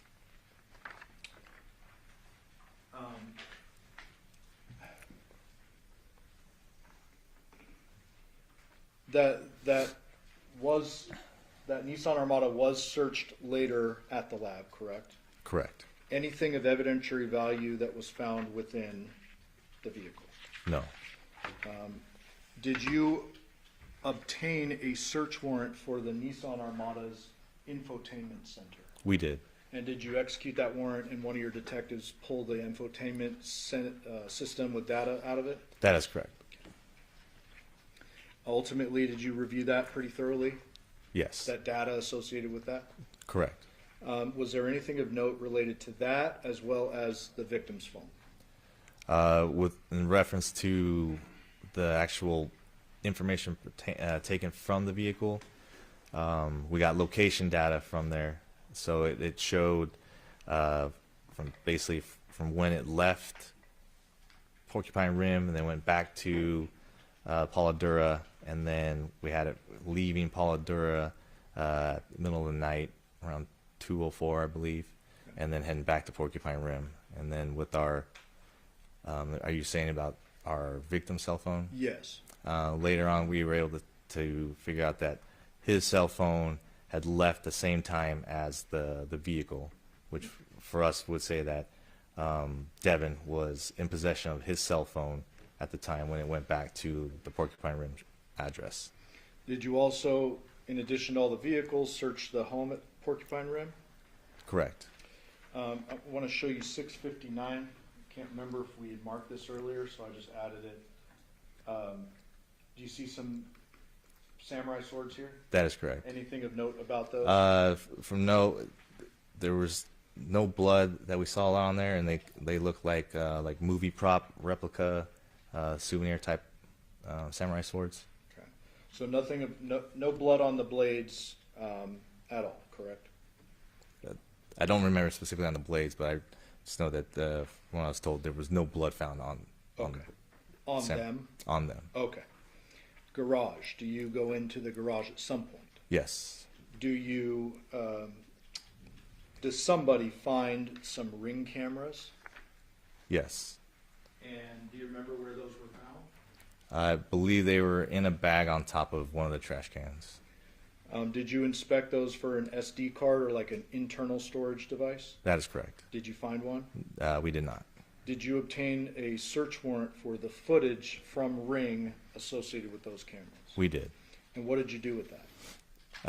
After we submitted the search warrant to Ring to get any video from that actual system, waited for the records, and then we were advised from Ring, which I believe is Amazon actually, because they're owned by Amazon, advising that there was no actual video recordings available. Did they have any information to give you? I believe it was just a subscriber info, which I can't remember if it came back to Johnathan or to the actual house. Okay, but subscriber info is just paper. Correct. Saying who has the account. Exactly. Who was in charge of the account. There was no video footage with those cameras, No. according to Ring or Amazon, I guess. Correct. At some point during the execution of the warrant, did somebody find the victim's wallet and keys wrapped in plastic baggies in a female underwear drawer? That is correct. You took note of that as well. We did. Was there ever a white female tank top found during the execution of the warrant? There was not. Any black and white Nikes with a large white swoosh along the side? We did not. Why were the keys important if they were?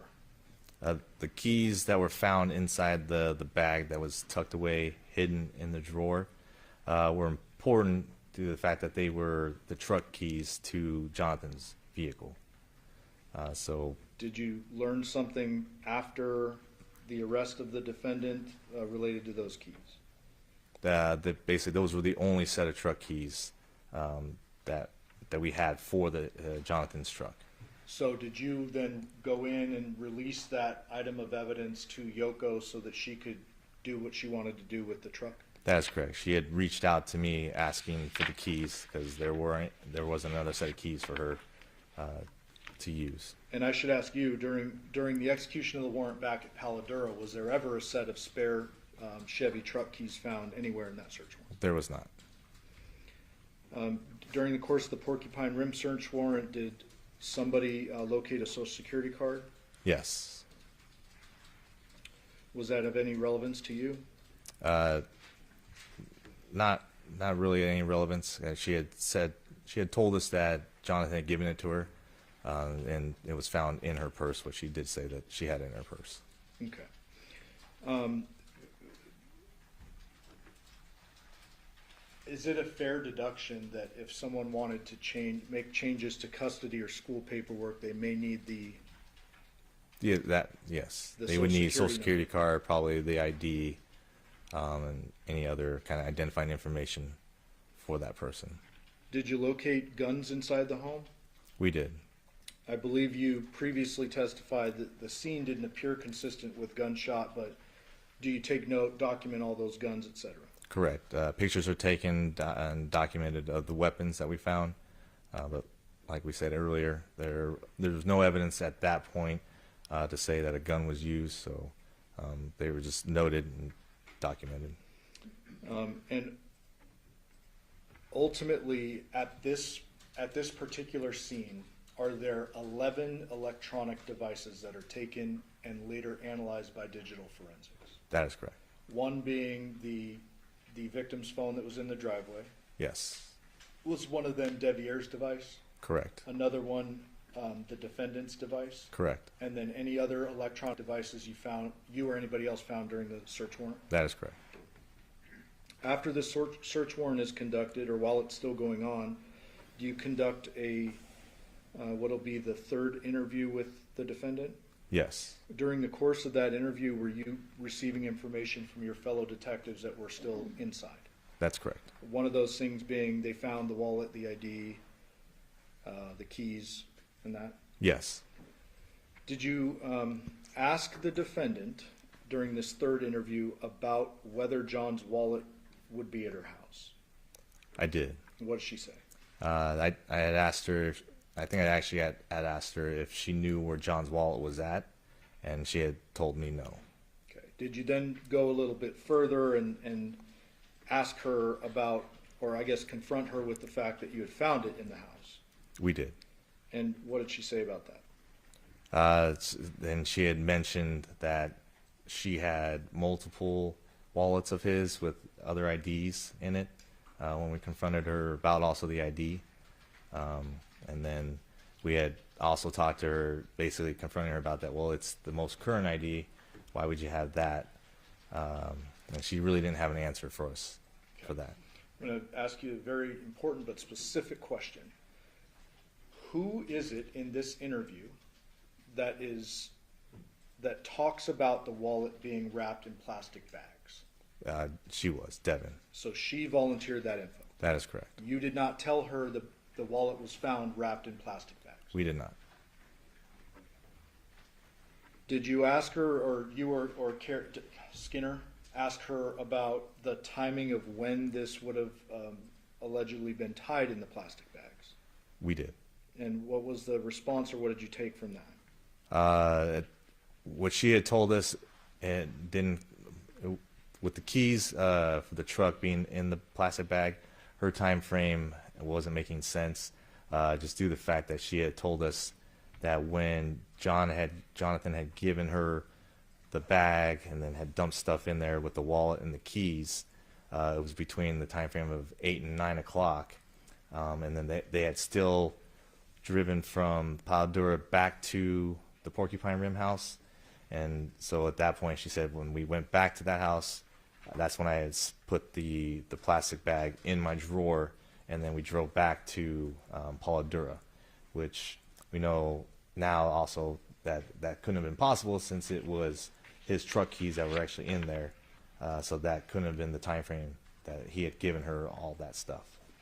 Did you attend John's autopsy? I did. Did you notice the obvious very large neck injury? Yes, I did. Other than that, were there any bleeding injuries on John's body at all? There was not. I want to go back to video surveillance for a moment. It's fair to say that dozens and dozens of homes and businesses were canvassed for surveillance. That is correct. And there are lots of hours of footage and data to comb through. Yes. You, I would presume, can't do that all yourself, correct? That is correct. And so we've previously had a detective testify about a lot of that, but I just want to hit a couple of points with you. Okay. You are generally familiar with the surveillance. Generally, yes. Generally. So was there footage taken from a Terrible's near the Paladura address? Yes, there was. Did that footage show the defendant and John alone leaving the store around 10:11 p.m.? It did. Was there a bunch of footage taken from the Paladura neighborhood itself? There was. Was there footage from 2699 Fan Palm? Yes, there was. And do you remember if that one was a fixed camera?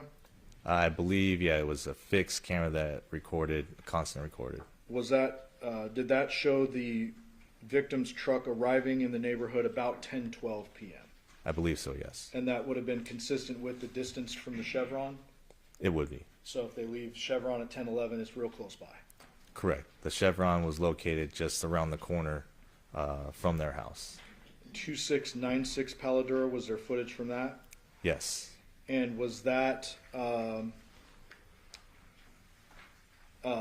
if you're facing the homicide scene, is that the home to the right? Yes, it would be. Okay.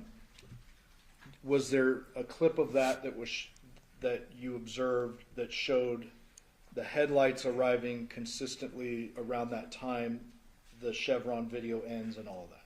That's correct. And that showed two shadows getting out what appeared to be the truck? That would be correct, yes. Around 11 a.m. was there, 11 p.m. was there footage from that camera showing a figure put something in the Nissan, turn it on, and then move it forward a little bit? Correct. And then based on where you know that the truck was the next morning, did it appear that the Nissan moved nose to nose with that truck? It would have, yes. And fair to say that once it goes off screen, you can't actually see it. No. That same camera, was there an activation at 2:04 a.m.? Yes. And does that depict generally the Nissan backing up and leaving? That is correct. Video from Porcupine Rim. So we're moving now to Porcupine Rim. Was there a couple of videos that showed Devier's work van parked behind the sedan? Yes. And did it appear that work van stayed in the same spot from night to morning? That is correct. Was there video taken from 6505 Taylor Creek? Yes. And was that a motion activated camera? That was. Did it appear to you that the motion settings or the sensitivity was kind of weak on that one? Yeah, and I believe I was told that it only activated when there's some kind of movement around the front of the house. The house itself that it's on? Yes. Okay. Okay. 6621 Gray Jupiter, was there a fixed camera on that? Correct. And was that one continuous recording and not motion activated? It was. And is that positioned essentially at the only vehicle entrance and exit to the neighborhood? That is correct. Does that show the victim's truck leaving at 9:29 p.m. on the 6th? Approximately, yes. Does it also show the defendant's Nissan Armada entering the neighborhood at 2:39 a.m.? That is correct. Does it also show Devier's work van leaving at 7:31 a.m. for the first time? It does. There's a road that's behind the Porcupine Rim address. Is that Rebecca? I believe so. Was there any video surveillance at the Rebecca Road? Did you canvass that? I did. Was there any video surveillance on Rebecca Road? No. There's also a CVS that was mentioned. That's correct. Devyn had told us that when she left the Paladura address, she had driven home, but prior to getting home, she went to pick up her, I think, child's prescription at the CVS, and then she gave us the specific place, the specific address to the CVS. And you follow up on that? I did. And was there video showing the defendant in the drive-through prescription line at 2:28 a.m.? Correct. Was there anyone else seen inside the vehicle other than the defendant? We did not see anybody else in the vehicle. Okay. At some point in time, you and your fellow detectives make the decision to arrest the defendant, correct? Correct. After her arrest, is there another interview conducted by detectives Christopher and Linau. That is correct. Okay. You did not witness that, so you can't speak to that, correct? I did not. Did you receive from them, without saying what it is, but did you receive from them after the interview like a one-page handwritten drawing? Correct. After that, do you conduct a whole bunch of follow-up investigation and start receiving information and analyzing it? That is correct. I want to talk about the Burla real quick. Burla being the Nissan Armada's infotainment. Yes. Did that particular item of evidence show pinpoint GPS tracking? It did. And did that suggest that the defendant's Nissan Armada left the scene at Palo Duro at 2:04 a.m.? It did. Did you also do a whole bunch of follow-up with call detail records? We did. And I believe you mentioned this previously, you obtained the CDRs for Andrea Reyes.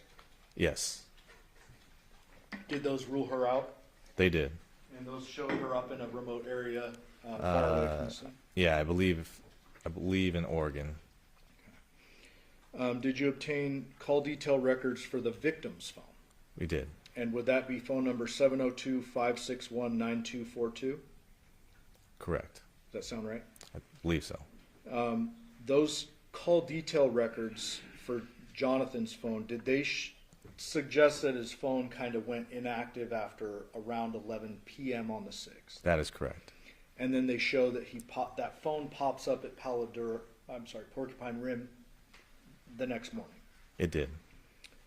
Did you also obtain Google data separate from the CDRs for Jonathan's device? That's correct. And is that what you mentioned earlier, that at 2:04 a.m. it showed traveling the same track as the defendant? That is correct. Did you obtain CDRs or call detail records for the defendant's main device? Yes. Would that be 702-677-4430? Yes. And you yourself talked to her on that number, correct? That is correct. And was the CDRs on that consistent with what we've talked about with the Burla and the Google data? Correct. They all matched up together. Did you also obtain CDRs for Devier's device? We did. And was that 707-628-1336? Yes. There's a subscriber sheet that comes with that. There is. And there was a man, I believe it was Joseph Sands, listed as a subscriber. He was. Did you do any research into Joseph Sands and the address on the subscriber sheet? Yeah, we discovered with that same address it was Vacaville, California.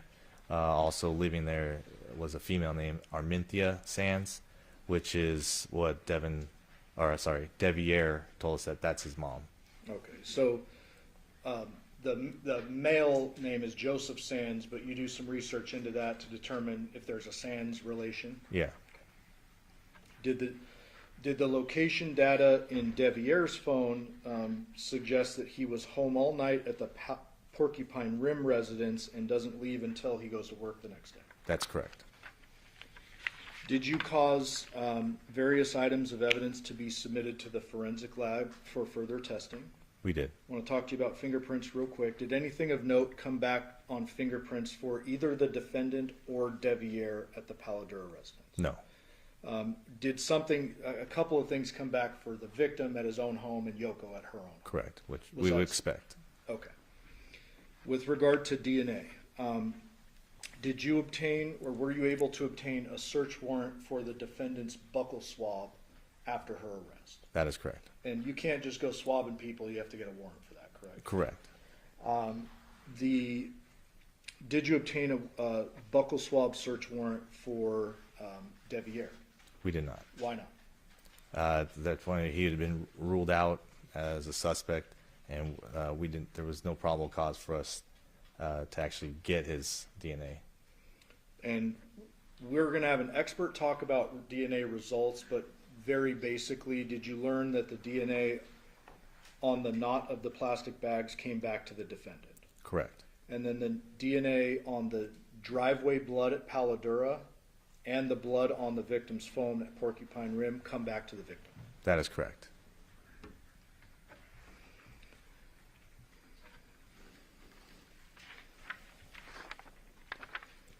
The detective, I'm almost done with you. Just one little last line of questioning here. During the course of your investigation, you're receiving information consistently for an extended period of time, correct? Yes. And ultimately, your job is to try to put it all together and see where it all fits, correct? That is correct. Were you able to establish a timeline based upon all the evidence for the homicide?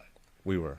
And fair to say that a forensic pathologist, medical examiner, they're a little wishy-washy when it comes to timing death, correct? But you could say that, yes. What did you conclude the time of death was for John? So given all the evidence that we collected, phone data, and then the blood, the DNA, and stuff that came back to our victim, Johnathan, we kind of deduced that we know that he was last seen at the house at Polidora about 10:12 from Yoko and from Devyn telling us that, hey, yeah, Yoko saw him alive at about that time frame, 10 o'clock. And then we know that the last person to see him was Devyn, and that she left the house around 2 o'clock. And given the fact that we had the phone that had his blood on it, leaving the house at about 2:04, we know that definitely 2:04 was the end time. So between 10, I think it was like 10:12 when they arrived there, to 2:04 when she leaves, that would have been our time frame that we know the homicide would have occurred, given the fact that he didn't have any cuts on him. There was no other blood that would have been coming from Johnathan, except from when he was killed and then when his head was cut off. So that's how we can say that, yeah, the homicide would have occurred between that time frame.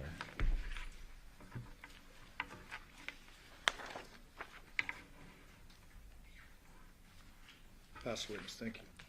Your approach.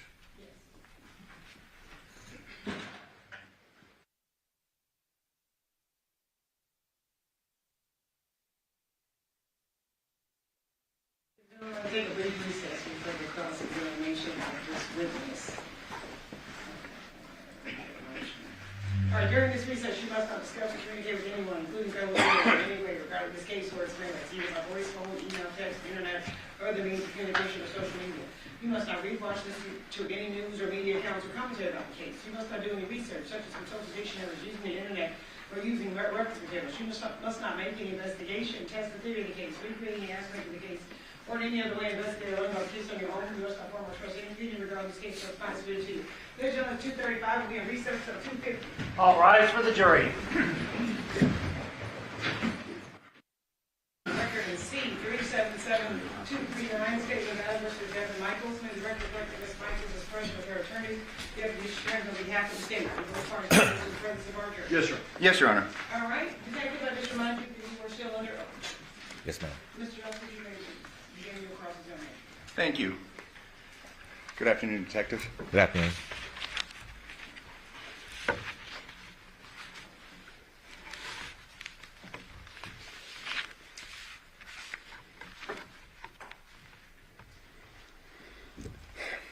Fair to say that you were the lead detective in reference to the investigation concerning this matter. Yes. And while you worked with the group, I mean, you made the primary decisions. You made the primary calls. Fair to say? Sure. Fair to say, yes. Fair to say. I mean, I don't want to put words in your mouth, but fair to say that, I mean, you were the lead agent in this case. Yeah. Collectively, though, we, as a unit, we do discuss the case entirely, and when decisions are made, we do collectively make decisions together. Approximately how many detectives were involved in the investigation of this case? As far as the crimes against person unit, or you're talking like the entire? Overall. I couldn't tell you the exact number of detectives that helped out with the case. How many patrol officers were involved in the investigation of this case? To the exact number, I couldn't tell you the exact number. No. How many crime scene analysts were involved in the investigation of this case? I mean, I can count them off for you if you wanted me to, off of memory, as far as like who assisted during each scene. But off the top of my head, I can't tell you how many exactly. Okay. If I were to tell you we've heard from two crime scene analysts, specifically a crime scene analyst Wilson and a crime scene analyst Miriam, would that sum up the number of crime scene analysts that were involved in this case? No. How many were there then, just on memory? So we had 3 crime scene that came out to the scene, Polidora, that help collect evidence there. Then we had one that came out to Porcupine Rim, so that would be 4. And then autopsy, which would have been one of the same CSAs that were out originally. So 4, I think, CSAs that collectively came and collected everything. Okay. You had testified that there were 11 electronic devices that were seized and examined as part of this investigation? That's correct. And what specific devices were those? I'd have to review the reports as far as each specific device. I can't tell you off the top of my head. Okay. You had gave testimony concerning a phone believed to be possessed and used by Johnathan, correct? Correct. And what was the phone number that was associated with that phone? I couldn't tell you the exact number off the top of my head right now.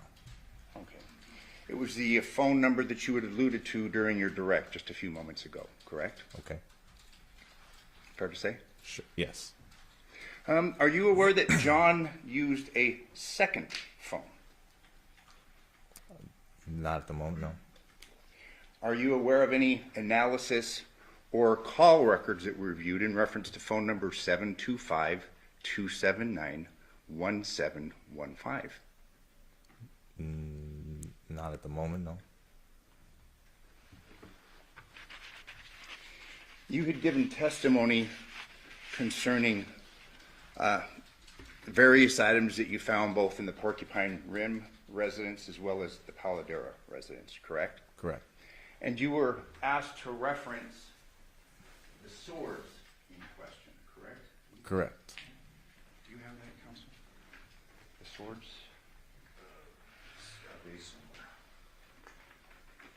And we don't take issue with the photograph, but I have some questions concerning that.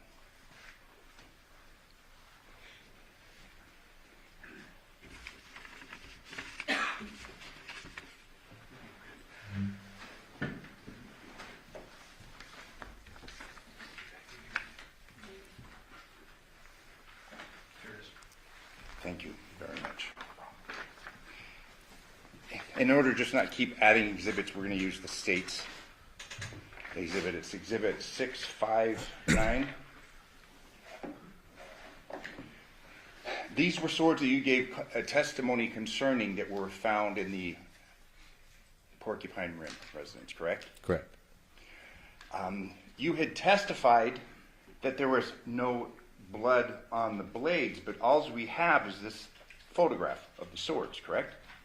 I believe I said that I wasn't positive as far as being blood on the blades, but as far as when we examined them, which I didn't examine myself, but was told that there was no blood or any type of evidence on them that we believe was evidentiary value, and that they looked like prop collector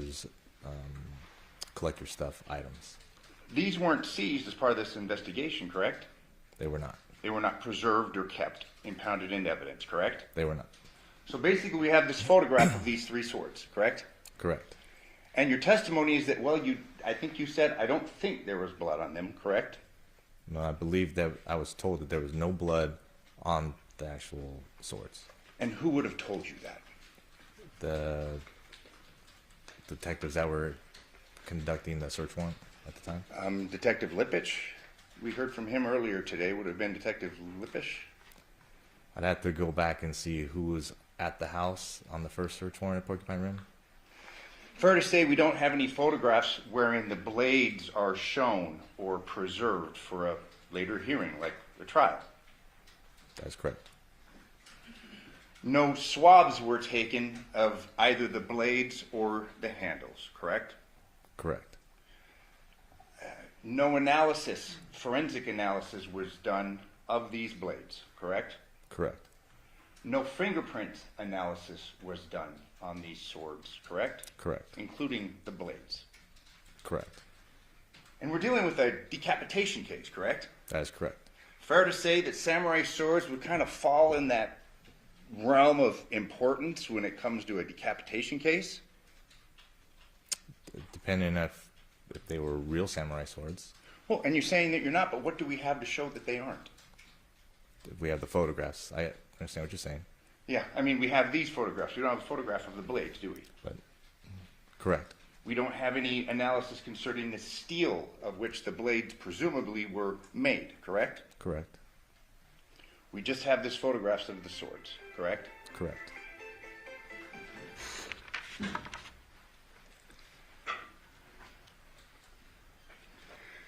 There was a photograph shown, I believe it was the second day of trial, concerning the bathroom area of the Paladura house, the downstairs bathroom. Do you recall? Do you know? Have you reviewed it? I've seen the crime scene photos, yes.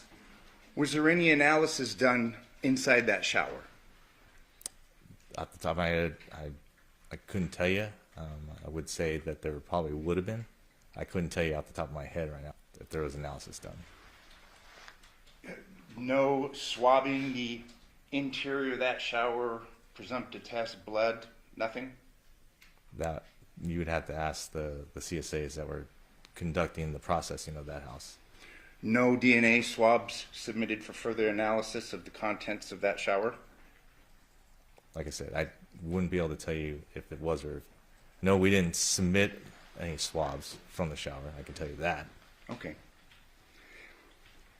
You had testified that no guns were impounded through the course of this investigation, correct? Correct. And that was because I believe your testimony was that nobody had said anything about hearing a gunshot, correct? That was part of it. It was also given the fact that we didn't have any bullet impact marks inside the house. There wasn't any blood spatter that you would believe to see from a bullet going through somebody anywhere inside the house. And then the fact that nobody had actually heard a gunshot or was reported a gunshot. So that was all part of it, correct? You had testified that when you came across the body, you had noticed that there was not that much blood found, correct? Given the circumstances. Given the circumstances, I thought that there'd be a little bit more blood there. So this crime scene, you'd agree, was something that was out of the ordinary. Unique. It was unique. I mean, assuming the head had been severed by a mechanical powered saw, we would expect there to be cast off from this saw, would we not? I guess it depends on what type of saw was used. And you're aware of the analysis done by Dr. Burns, wherein she opined her conclusion is that a mechanical powered saw was used. Correct. In addition to a knife or perhaps a sword, correct? I don't believe she said a knife, no. But nonetheless, you didn't find anything indicative of a mechanical powered saw upon your review of the crime scene where the headless body was, correct? Correct. But we know, at least based upon the anthropologist's expert opinion, that a mechanical powered saw was used, correct? Correct.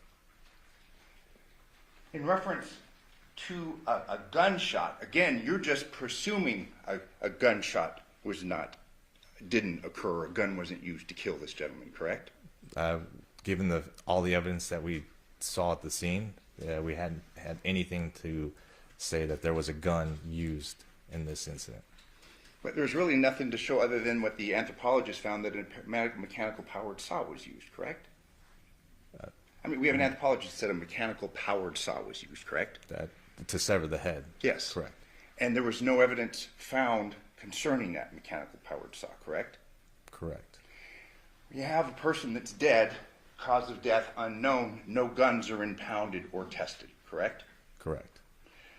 No gunshot residue tests are done concerning the decedent's body, correct? Correct. No gunshot residue tests are performed upon Devyn Willette's hands, correct? Correct.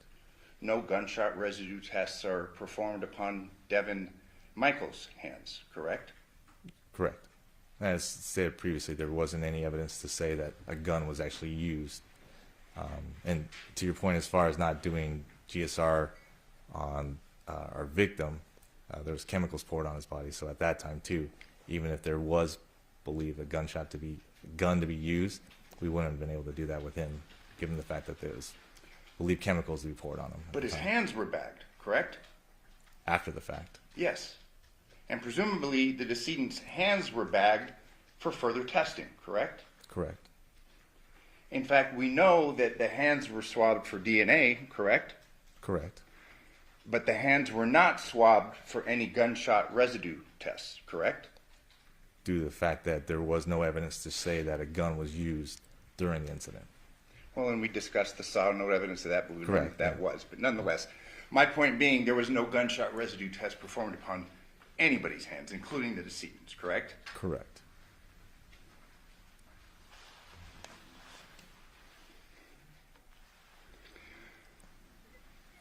You were present during the collection of evidence at the Paladura residence, correct?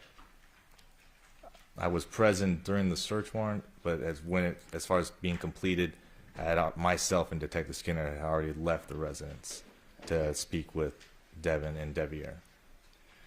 There had been questions asked days ago concerning rings. Are you aware of that? Were you ever looking for any rings, evidence of rings, like wedding bands, at the Paladura residence? I was not. And you were the lead detective, correct? Correct. You've obviously reviewed the crime scene photos taken at the Paladura residence, correct? Correct. There are no photographs concerning the contents exposed of those garbage cans, are there? Correct. Specifically, exhibit number 68. It's a trash can downstairs. We have no photographs of what the contents of that trash can were, correct? Correct.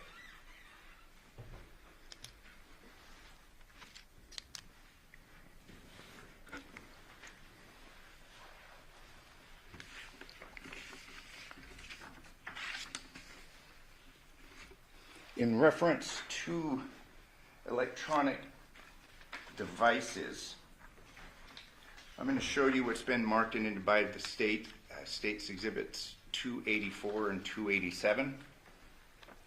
This is 284. This is the Porcupine residence. And I'm going to ask him some questions concerning electronic devices. We have an Xbox here, don't we? That's correct. And I'm showing you state's exhibit 287. That's an Xbox here, correct? I believe so. I couldn't tell you just looking at that picture right there. You'll agree that in the course of the investigation, reviewing text message and otherwise, Devyn Willette was a gamer, wasn't he? I don't remember saying that. Okay. You're not aware of text, he's gaming complaints from Devyn concerning him playing all the time? Not aware of that? I'd have to review the text messages. That's an electronic device, correct? Correct. And you're aware that gamers are able to communicate with one another through a game platform, like an Xbox. Correct. That Xbox was not seized or analyzed for potential evidence, was it? It was not. So you'll agree with me that all of the electronic devices were in fact not seized or analyzed through the course of this investigation? From your definition of electronic devices with the Xbox, yes. Not all of them were collected. That one in particular, in the room that Devyn and Devyn shared, that was not collected, correct? I couldn't tell you if they shared it or not, but that one was not collected, no. You were asked concerning tennis shoes, shirt, shorts that presumably Devyn Michaels was wearing the night of August 6th, correct? Correct. This search warrant at the home was executed on August 7th, 6 p.m., give or take?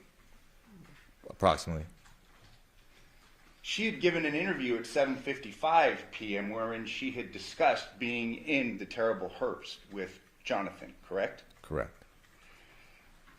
The video that we saw from a prior witness, that was collected by Detective,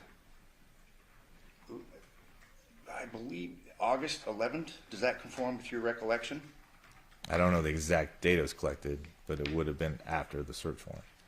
after the search warrant. So when we heard testimony from crime scene analyst Miriam concerning, well, shoes weren't recovered, shorts weren't recovered, this search was going on when shoes were not being looked for, correct?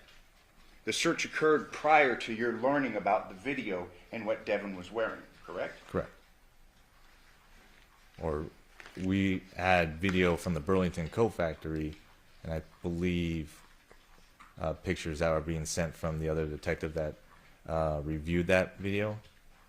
So all we had at that point, I think, was the dress that we had actually seized from the residents at that time.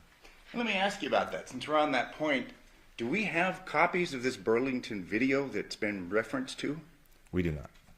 You didn't preserve that, did you? We did not. So we've heard testimony concerning, oh, we're basically discrediting a story where someone comes up to the daughter, but we don't have the benefit of that video to review, do we? No.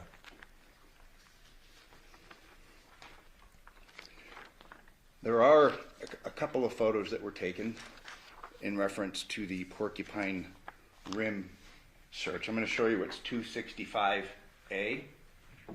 Or I'm sorry, it's just 265.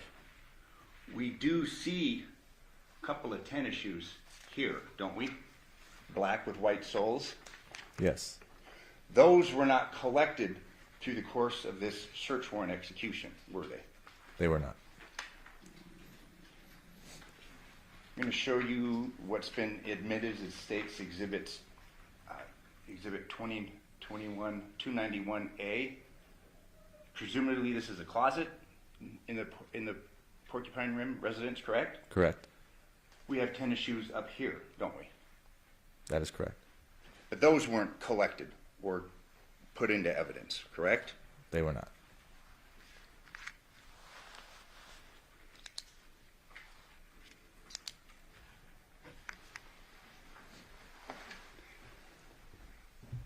We had heard testimony from Dr. Burns in reference to a bone chip missing when the head was severed at the Paladura residence.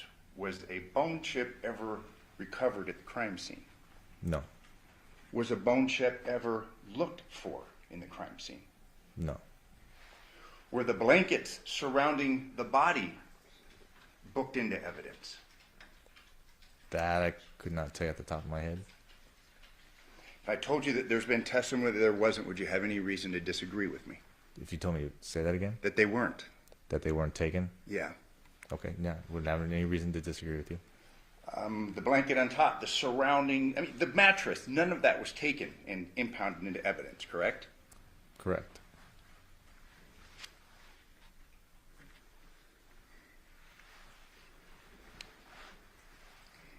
There was testimony from the last witness elicited concerning footprints in the backyard of the Paladura residence.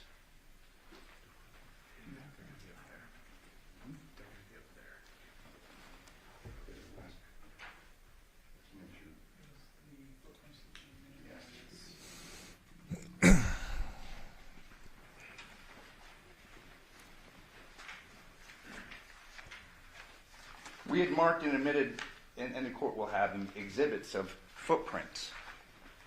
You were aware of these footprints in the backyard? Correct. They were measured? Correct.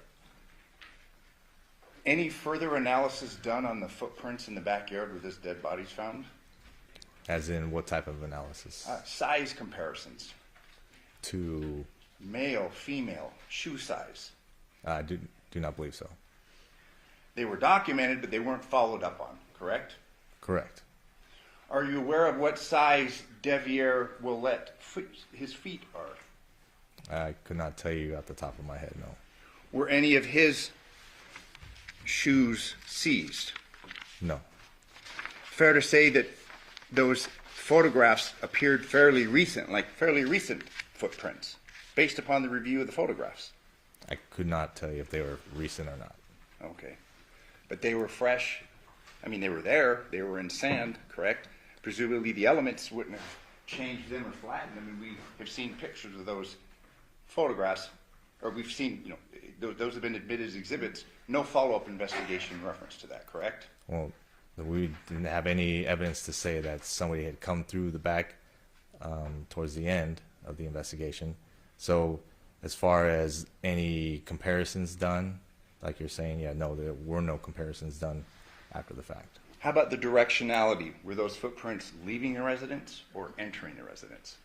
I don't think you could tell whether or not. But it's your testimony, nonetheless, that because Devier's phone was at the house, he was basically eliminated as a suspect, correct? On top of his statement, Devyn's statement, the cellular phone, correct. His vehicle never left the neighborhood. Both vehicles never left the neighborhood. We deduced, yeah, that he and the girls were there at the house that he had to watch. But the girls were asleep, correct? The girls were, I mean, they're going to school the next morning. That is fair to say. The girls were going to school the next morning, correct? Correct. Girls weren't up all night, were they? I couldn't tell you if they were up all night or not. I just know that there was a text message also from Devier to Devyn stating, I think it was around 10:30-ish, where he said that he was going to sleep and the girls were already asleep. But we don't know whether he stayed there or not. His phone stayed there. We don't know if he stayed there, do we? Given all the video surveillance, given his phone, vehicles, nothing left the neighborhood, we could say that he didn't leave there. There was a walkway, and we addressed it with the last detective. One house over from the Porcupine Rim residence, correct?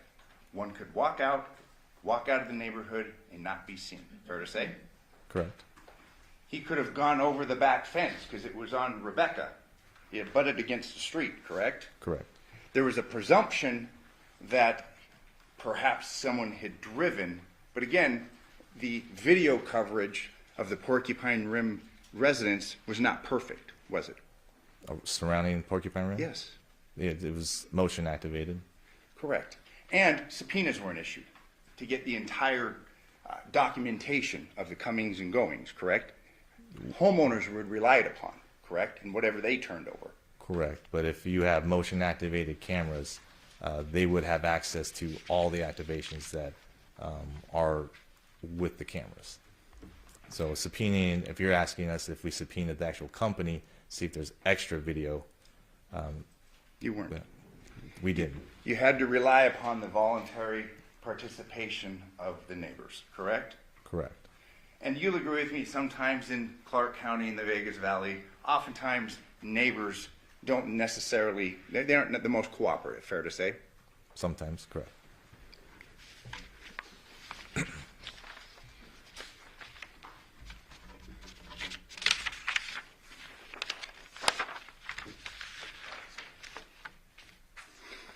In reference to the analysis of Devier's phone, while that phone was at the Porcupine Rim residence, there wasn't any activity on it during the night, correct? Activity as far as what? Anything on the screen, apps, things being done. Are you aware of that? That I couldn't tell you. If a phone is left and a person crosses the valley, if there's no activity on that phone, that would be consistent. The person isn't with that phone, correct? Say that again? Yeah, if a phone is left, let's say a person leaves his residence, okay? Let's say Devier leaves the Porcupine Rim residence and goes to the Paladero residence and he leaves his phone behind. You wouldn't expect for there to be activity on that phone, correct? Correct. And the lack of activity on that phone would be consistent with that phone having been left there, correct? Correct.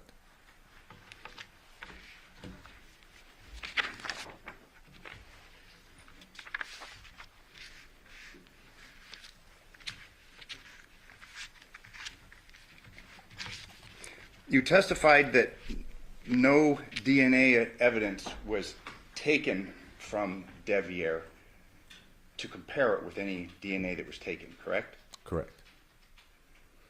You had testified that you did not obtain a warrant to do that, correct? Correct. You could have gotten that DNA by asking him for it, correct? For consent, correct. We could have asked them. Are you aware of that was ever done? No, it was not. It was assumed from the get-go that he was not involved because his phone was at the house that night, correct? And everything else that we listed that ruled him out. You've had cases wherein a person goes and commits a heinous crime and leaves a phone behind, correct? It's happened.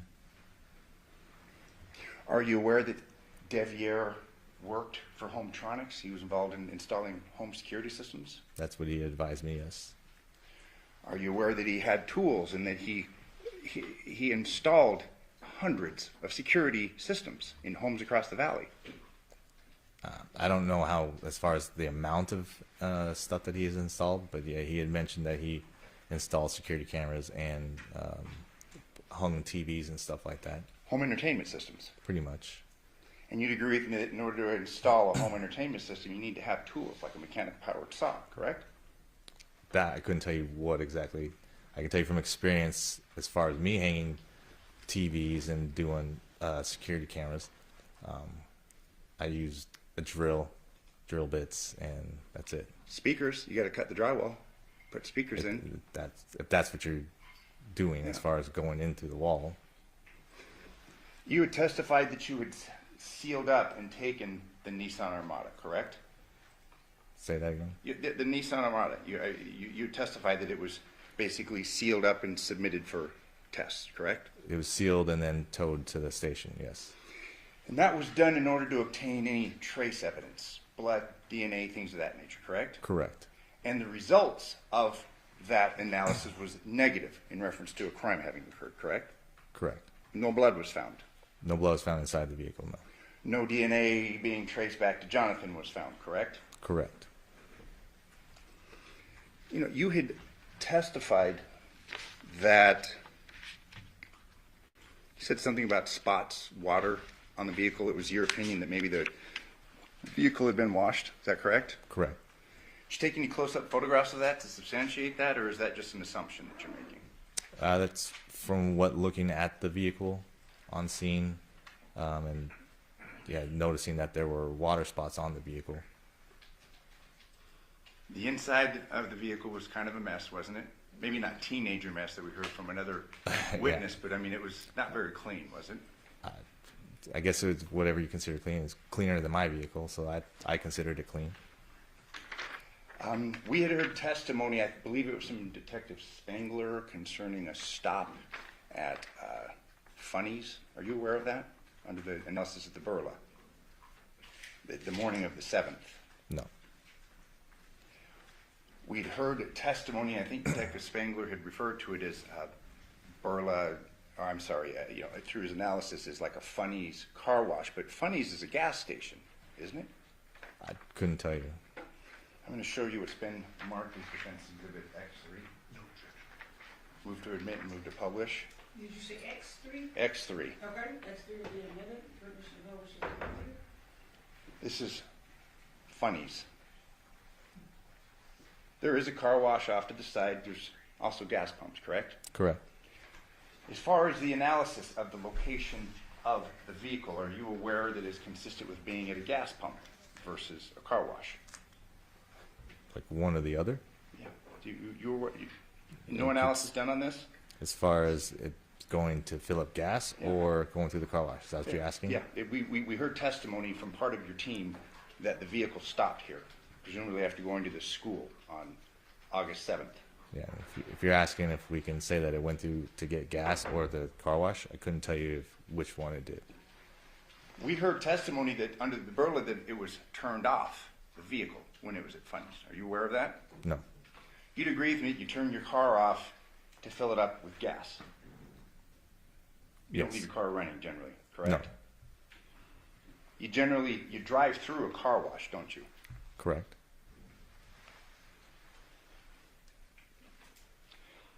Are you aware of the movements of this Armada the morning of the 7th? Not all the movements, no. Okay. Through your investigation, you learned that Devyn took the girls to school, correct? Correct. In fact, you had learned earlier through your investigation that there had been a discussion with Johnathan of the girls going to the school next to Devyn's house, correct? Correct. Took the girls to school that morning, went to Funny's, Fair to say? Got gas. I can't dispute that, no. Okay.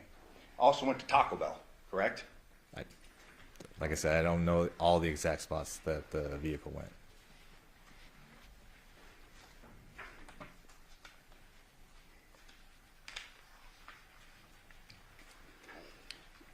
You had given testimony in reference to the wallet belonging to Johnathan's Social Security card. You recall that testimony? Yes. There had been evidence found through the extraction that Johnathan had lost his wallet and then found it August 6th of 2023, correct? I don't remember the exact dates, but I do remember, yes, that Devyn actually mentioned that to us also, and that we did see the pictures in the phone. Okay, so Devyn told you that he had lost the phone the day before, August 6th, and then the phone analysis confirmed that there was text between the two of them where he'd lost his wallet. And Lost said, it, hey, yes, correct. Lost the found it. wallet, not the phone. Okay, the wallet, Social Security, those had been lost and they'd been found just the day before, correct? Correct. You'd agree with me that obviously finding those items in the house would be consistent with Johnathan moving into Devyn's house, correct? No. Well, I mean, he'd lost his things. She had told you that he had lost things before and she'd given him items, correct? That's what she had told us, yes. All right.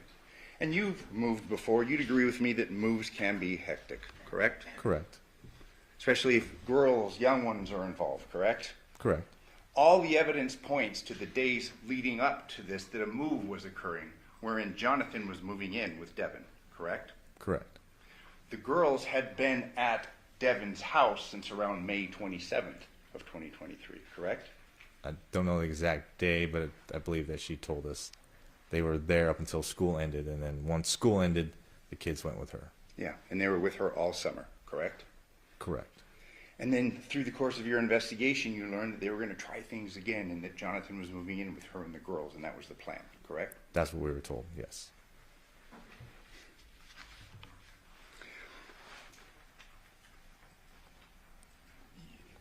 Through your investigation, walking through the house at Paladera, there are empty alcohol bottles, correct? Correct. Through the course of your investigation, you learned that Johnathan was a drinker. Correct. Through the course of your investigation, you'd learned that he had been drinking throughout the day of August 6th. That's what we were told. You've given testimony concerning the truck pulled in front of the Paladera residence like it was almost going to be a temporary stay or something. You remember that testimony? Correct. That's what it appeared to look like. But you'd agree with me that the truck's pulled in, he's been drinking, a reasonable person would probably take the key away from him if there was a concern about him drinking and driving, correct? Sure. You had testified that when you came up the driveway, Porcupine Rim, it's your testimony you saw a cell phone off to the side, correct? Correct. That was the side of Devyn's vehicle, correct? Correct. You had testified that she was moving things. It appeared she was carrying items in to the residence, correct? That's what it appeared to be. You can't say when that phone was dropped, whether it was accidentally or otherwise through the course of this move, correct? No, not exactly. You are aware through the analysis of the phones that Devyn had sent a voice note to Johnathan's phone at about 4 a.m., correct? Correct. And that concerned registering the girls in the morning, correct? I believe so.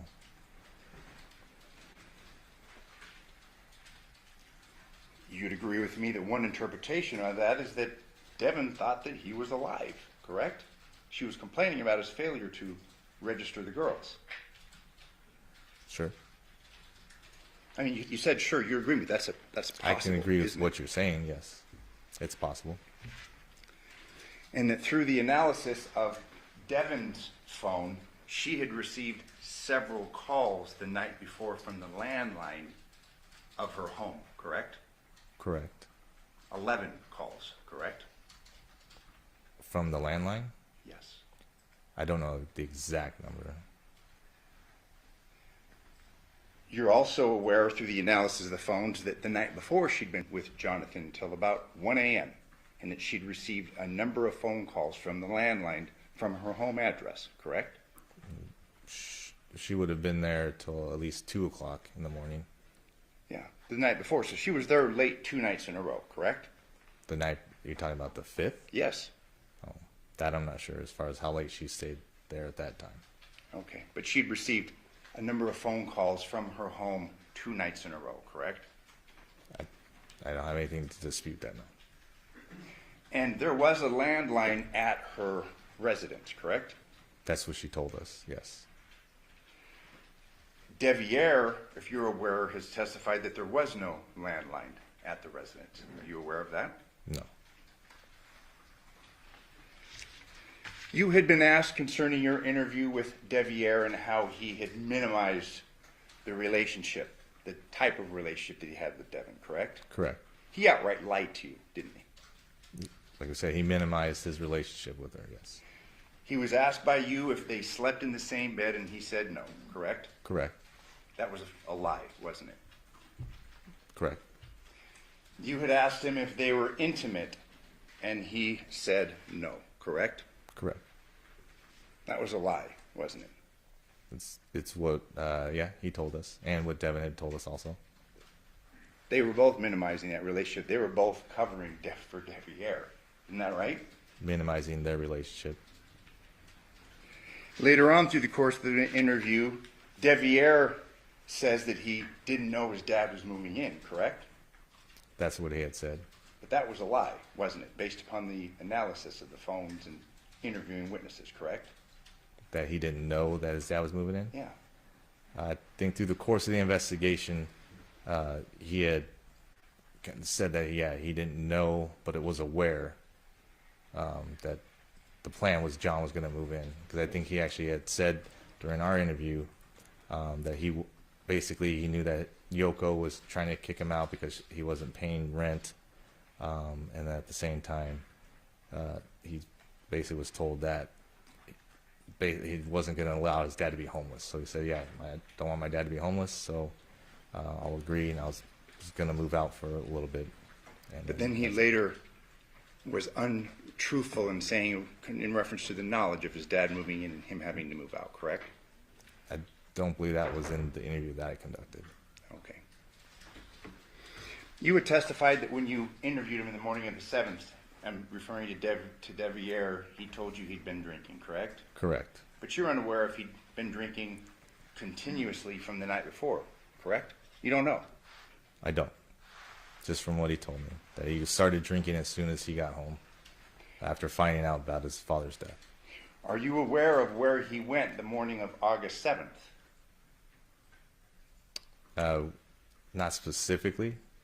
We do have his phone tracks that show that he had driven around town. Okay. But you really didn't follow up or look too closely at that because he really wasn't on the radar. In fact, he was told that he was under the radar, correct? Correct.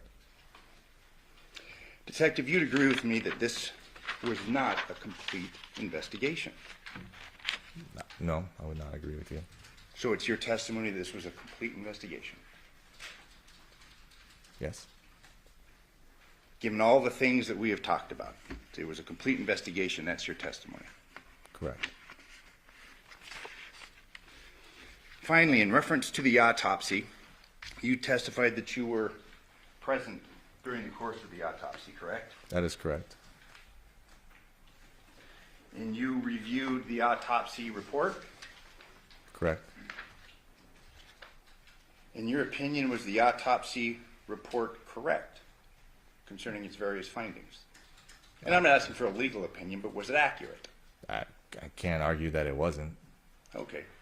States here, page 2, tattoos, and this is in reference to Jonathan's body. It states no tattoos identified, correct? I couldn't tell you if that was part of it, no. If I may approach the witness? Yes. I'm referring to page 2 of the autopsy report.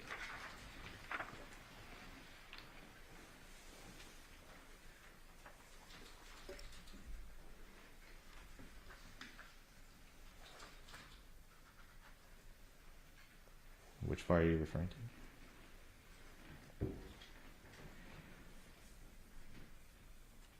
Tattoos. Yes, it says no tattoos identified.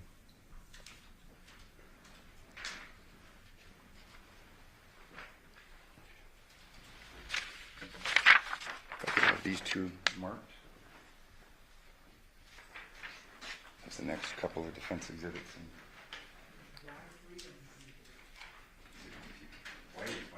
Why is he in Z3? Yes, Y3 and Z3. Y3 and Z3.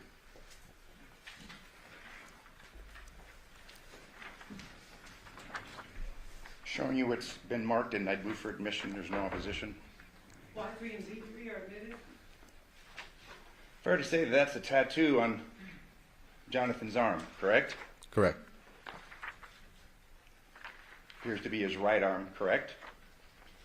I couldn't tell you from this view.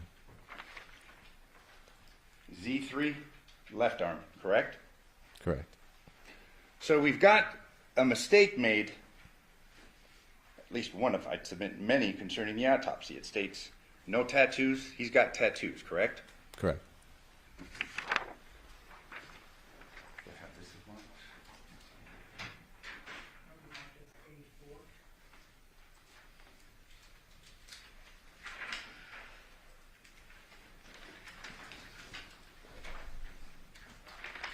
Move for admission of A4. This is Jonathan's hand. Appears we've got a wound on that hand, don't we? From the picture, yeah, there's a wound there. Court's indulgence.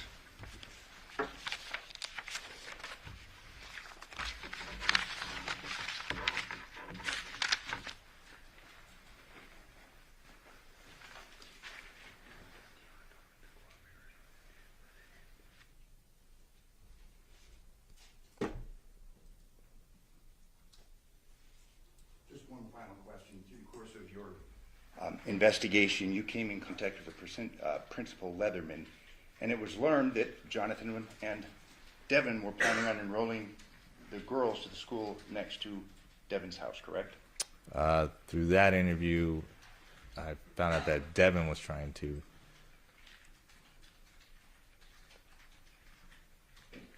But then you make reference to Johnathan wanting to enroll the girls with her, correct? At the school near her house. I believe so, yes. Thank you. I have no further questions.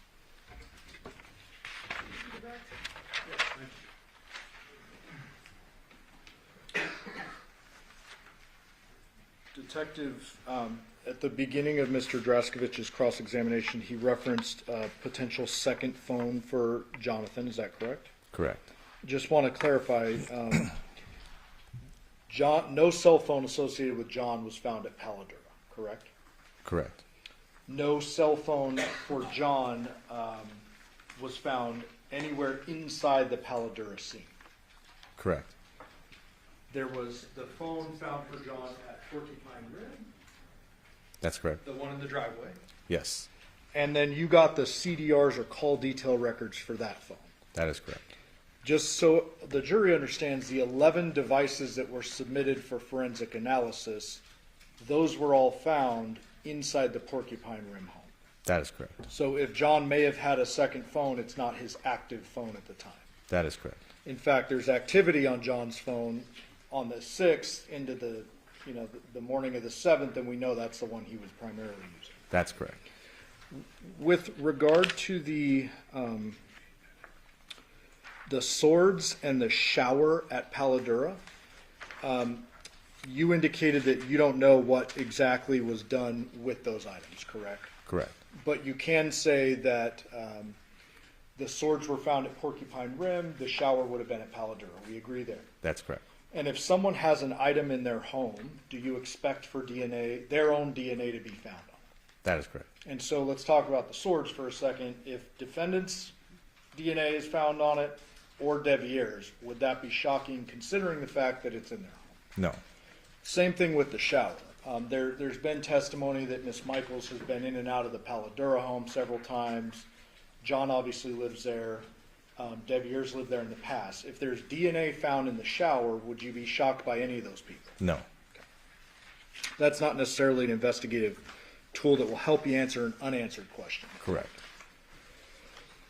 There was some questions about the shoes and the clothing associated with the defendant, and I just want to make sure everyone understands. There was the initial search warrant at Porcupine Rim on August 7th, correct? Correct. And then at a subsequent date, I can't remember off the top of my head, they went back and took more photos, Correct. and they found those blue shorts. That is correct. Okay. The white tank top that you see in that Chevron video, was that ever found? No. And then there was photos of, I believe it was 2 sets of black and white shoes. You recall that? That's correct. But your testimony is no one ever found the black and white shoes with the big white Nike. Swoop That is correct. that was seen in that Chevron video. Yes.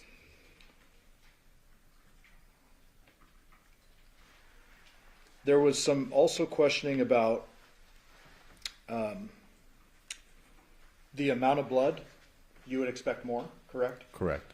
You cannot testify to this jury whether or not the person who did the killing put a towel over the head or anything like that when the real wet work was happening, correct? Correct. In fact, there's evidence to suggest there's a lot of evidence removed from the scene.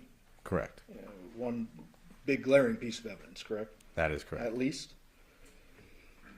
There was some testimony about the shoe prints in the backyard. Yes. It's kind of the same line of questioning. You can't time shoe prints, correct? No. So if there is a shoe print in the backyard, it could be from anyone who's ever been in that residence. Correct. Now, the point Mr. Draskovich made is a good one. Maybe wind blows and it would look more weathered or something, but you can't say when that shoe print was left, no matter how much testing you do with that. I could not know. You were discussing how you ruled out Devier, and you kept saying it was a multitude of things. It wasn't just you take his word for it that he wasn't there, correct? Correct. May I approach? Yes. Showing you state 663, you recognize that? Yes. What is that? A Google map showing directions from one place to another. And specifically walking directions from 5510 Porcupine Rim to 2698 Paladura? Correct. I move for the admission of that. No objection. 663. Just real quickly for the record, what's the walking distance between the two? Looks approximately 7 hours and 27 minutes. And that's, to be fair, that's just one route. Like, I'm sure there's hundreds of different combinations of streets you could take, correct? Correct. But fair to say it's quite a ways across town. Correct. And you indicated that the video surveillance ruled out Devier's vehicles from having either left his home or entered the scene. Correct. At Paladura. That is correct. Mr. Draskovich asked you about activity on Devier's phone. He's basically saying, like, it was left at home. You got that line of questioning. Correct. And asking if there is activity on it. And I believe his question was that would be consistent with him not being with the phone. Do you remember that line of questioning? Correct. Could also be consistent with him being asleep. That is correct. So that doesn't tell you much.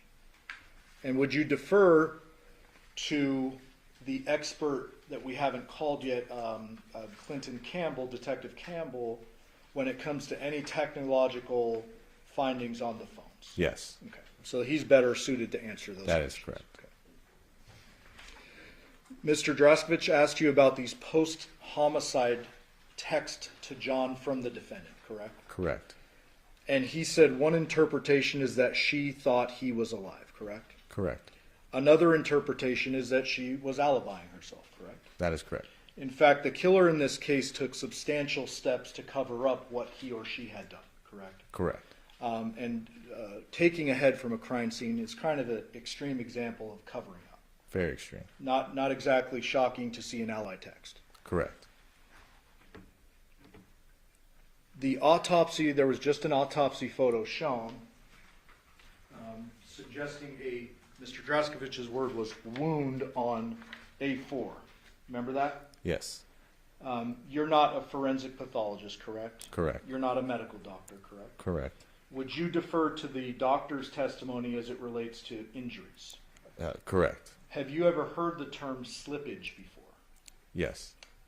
Understanding you're not a doctor, so if you're not comfortable answering, what is slippage generally?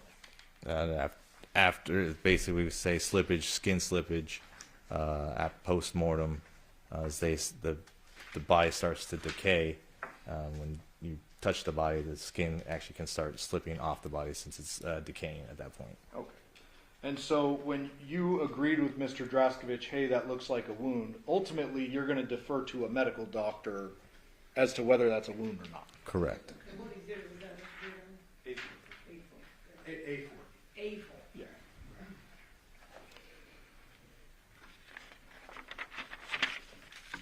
And Detective, I apologize, I forgot to put these up before.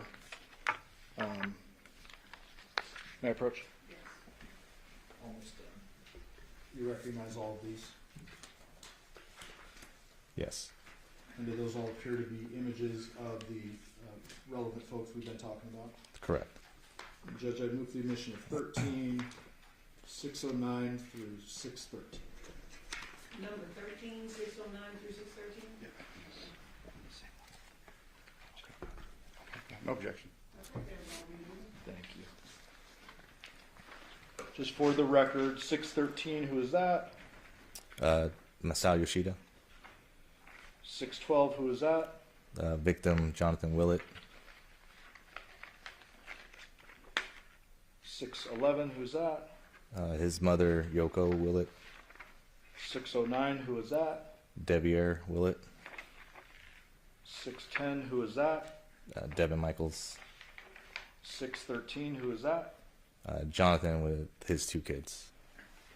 Do you see the defendant who you arrested for murder with use of deadly weapon here in the courtroom today? I do. Can you please point to that person and describe something she's wearing today? We stipulate the ID of Devyn Michaels. All right. Identification has been stipulated. Thank you, Your Honor. I'll pass the witness. Thank you, sir. Any follow-up, Mr. Jackson? As far as deferring to the medical doctor in this case, that's the same medical doctor that said that there were no tattoos, correct? Correct. No further questions. Any follow-up on that? No, thank you. Do the ladies and gentlemen here have any questions for this witness? If you could write your question on a full sheet of paper with your name and your juror number. Counsel Kizzo.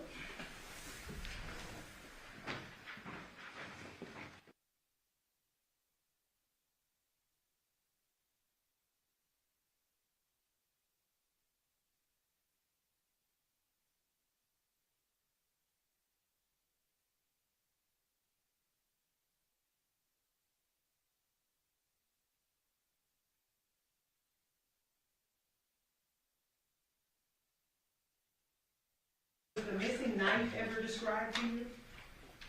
Yes. If so, could you describe the missing knife? What type of blade? Was it serrated, the size or length? It was described as kind of like a meat cleaver hatchet type. Okay. State any follow-up based on the jury question. Just, I don't know if you caught that part. It said, was it serrated or not? She said no. Thank you. Any follow-up? No follow-up. Thank you. Okay, do the ladies and gentlemen of the jury have any further questions for this witness? Okay, seeing no response, the deputy, you're excused. Thank you very much for your testimony here today. Thank you, Your Honor.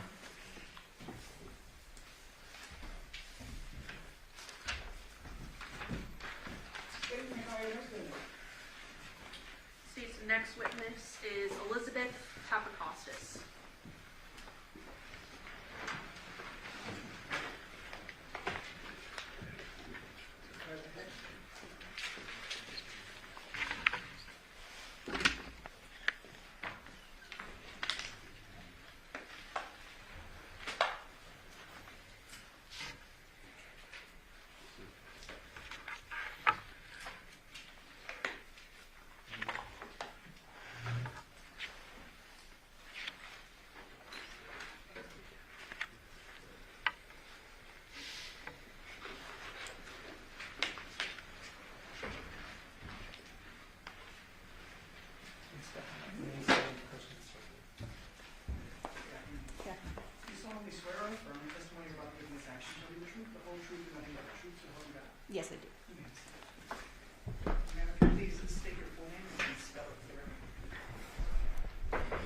My first name's Elizabeth, Elizabeth,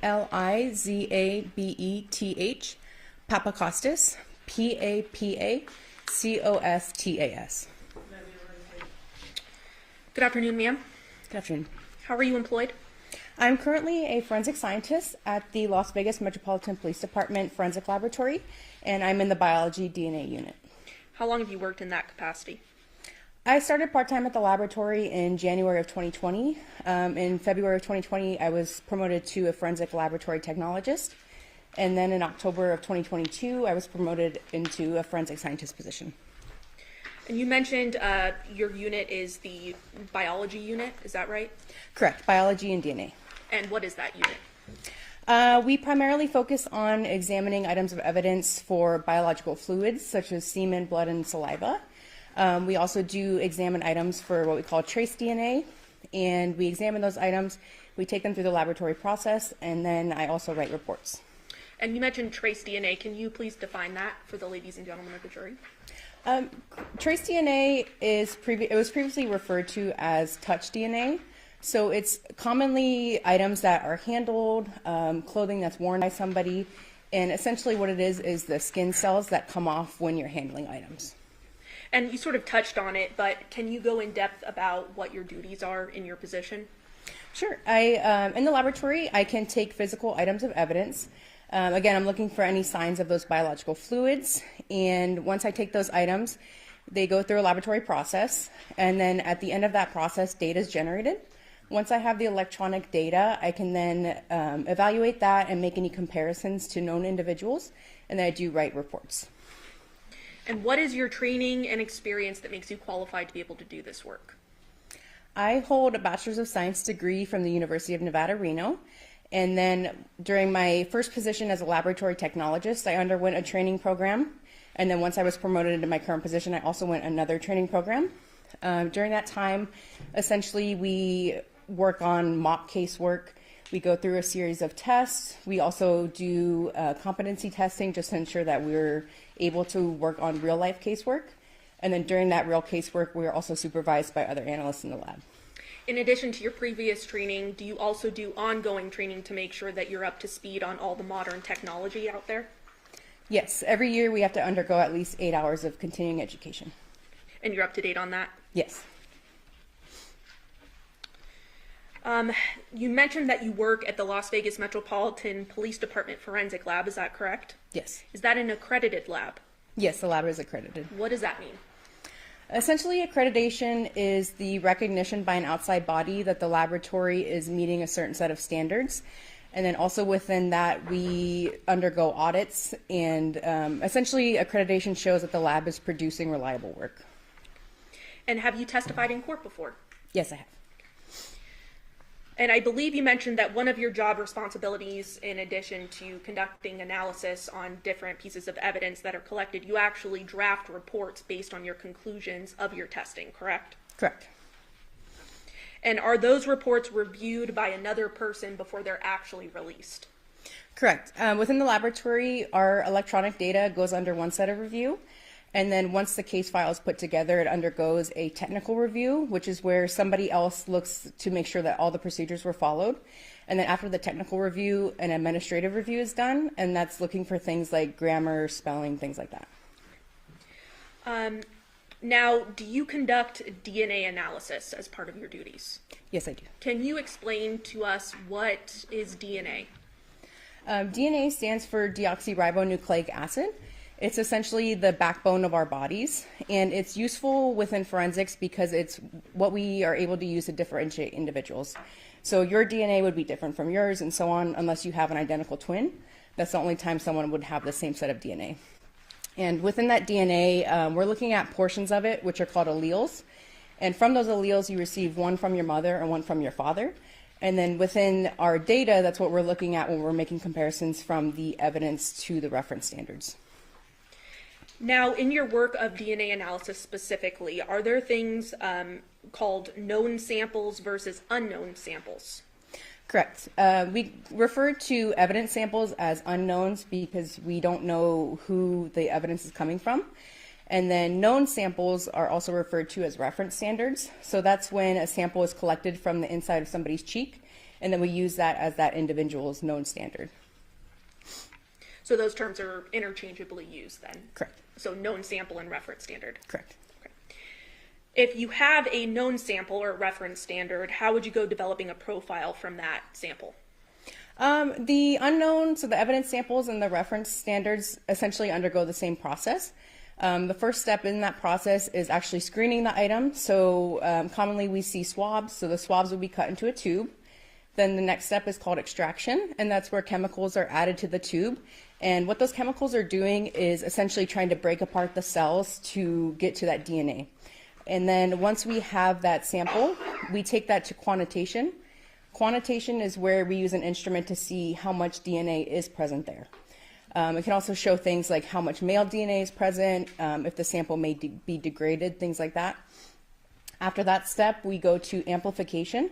It's essentially like a Xerox machine. So what that's doing is making copies and copies of the DNA, which takes us to what we call our loading phase, or where the data is actually generated by another instrument.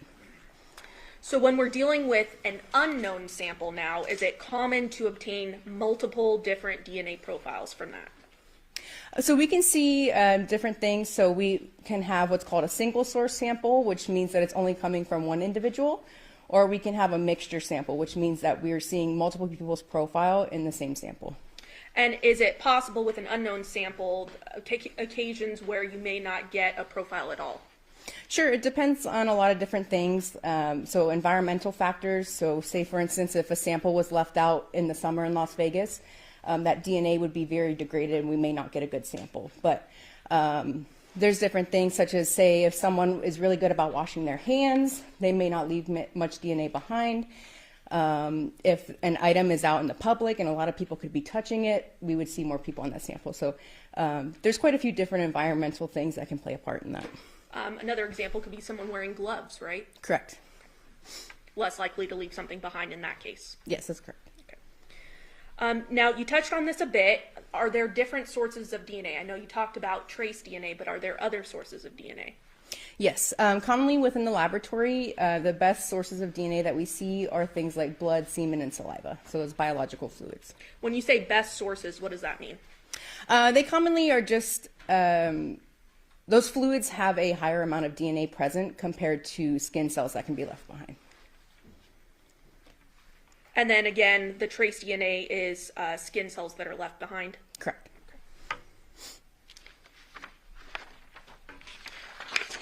Now that we have a little bit of a background, I do want to talk to you about this particular case that you're testifying for today. Did you conduct an analysis on items impounded under an event number 23-15229? Yes, so actually within this case, I did process an item of evidence, as well as another laboratory technologist in the lab. We do what's called group work, so she also did process items, and then I received the electronic data from her. But ultimately, you're aware of all the testing that was done with Correct. these items, correct? Yes. Because you're making the conclusions. Correct. And it was under that event number, those items, correct? Yes. And that's a Henderson event number. Correct. And there were several items that were tested, correct? Yes. Mm-hmm. Can you talk to us a little bit about when the lab is receiving items, how are they packaged? Most commonly, we see items within manila envelopes or brown paper bags. Everything is sealed with evidence tape, and on that tape, it typically has the date and the person's initials and P number, or their personnel number. So that's the person that actually packaged those items, impounded them into the laboratory. And then when we receive those items, they are processed through an evidence technician, and then there is also an electronic chain of custody. And a report number is typically listed on Correct. the items as well? Yes. Okay. Now, when you're conducting an analysis of different items, such as the ones in this case, are there precautions that are taken to ensure the integrity of the items and that remains intact? Yes, so within the laboratory, when we are first receiving a package, we make sure that everything is sealed, there's no signs of any tampering or tears within the package. Then whoever's handling the package does wear gloves and a face mask and a lab coat. We make sure that there's only one item of evidence open at a time, so that way nothing can be mixed up, put into the wrong package. The main thing that we're trying to prevent is any contamination. So whether that could be contamination from us onto the item or from item to item. And then once we examine an item of evidence, we do swap out any paper that we use on our lab bench. We bleach down all of our instruments. And again, we just make sure we only have one thing out at a time. So then, knowing that, I want to turn your attention to some of the samples that you did an analysis on in this case. Specifically, I want to start with the reference standards from both Johnathan Willette, which was lab item 5, as well as Devyn Michaels, lab item 11. You're aware of both of those, correct? Yes. Specifically, the reference standard for Johnathan Willette was in an impound package number 1678-004. Correct. And then the reference standard for Devyn Michaels was in an impound package number 1554-001. Correct. Can you walk us through the analysis done on those items? So with the reference standards, we actually examine all items of evidence first before touching the reference standards.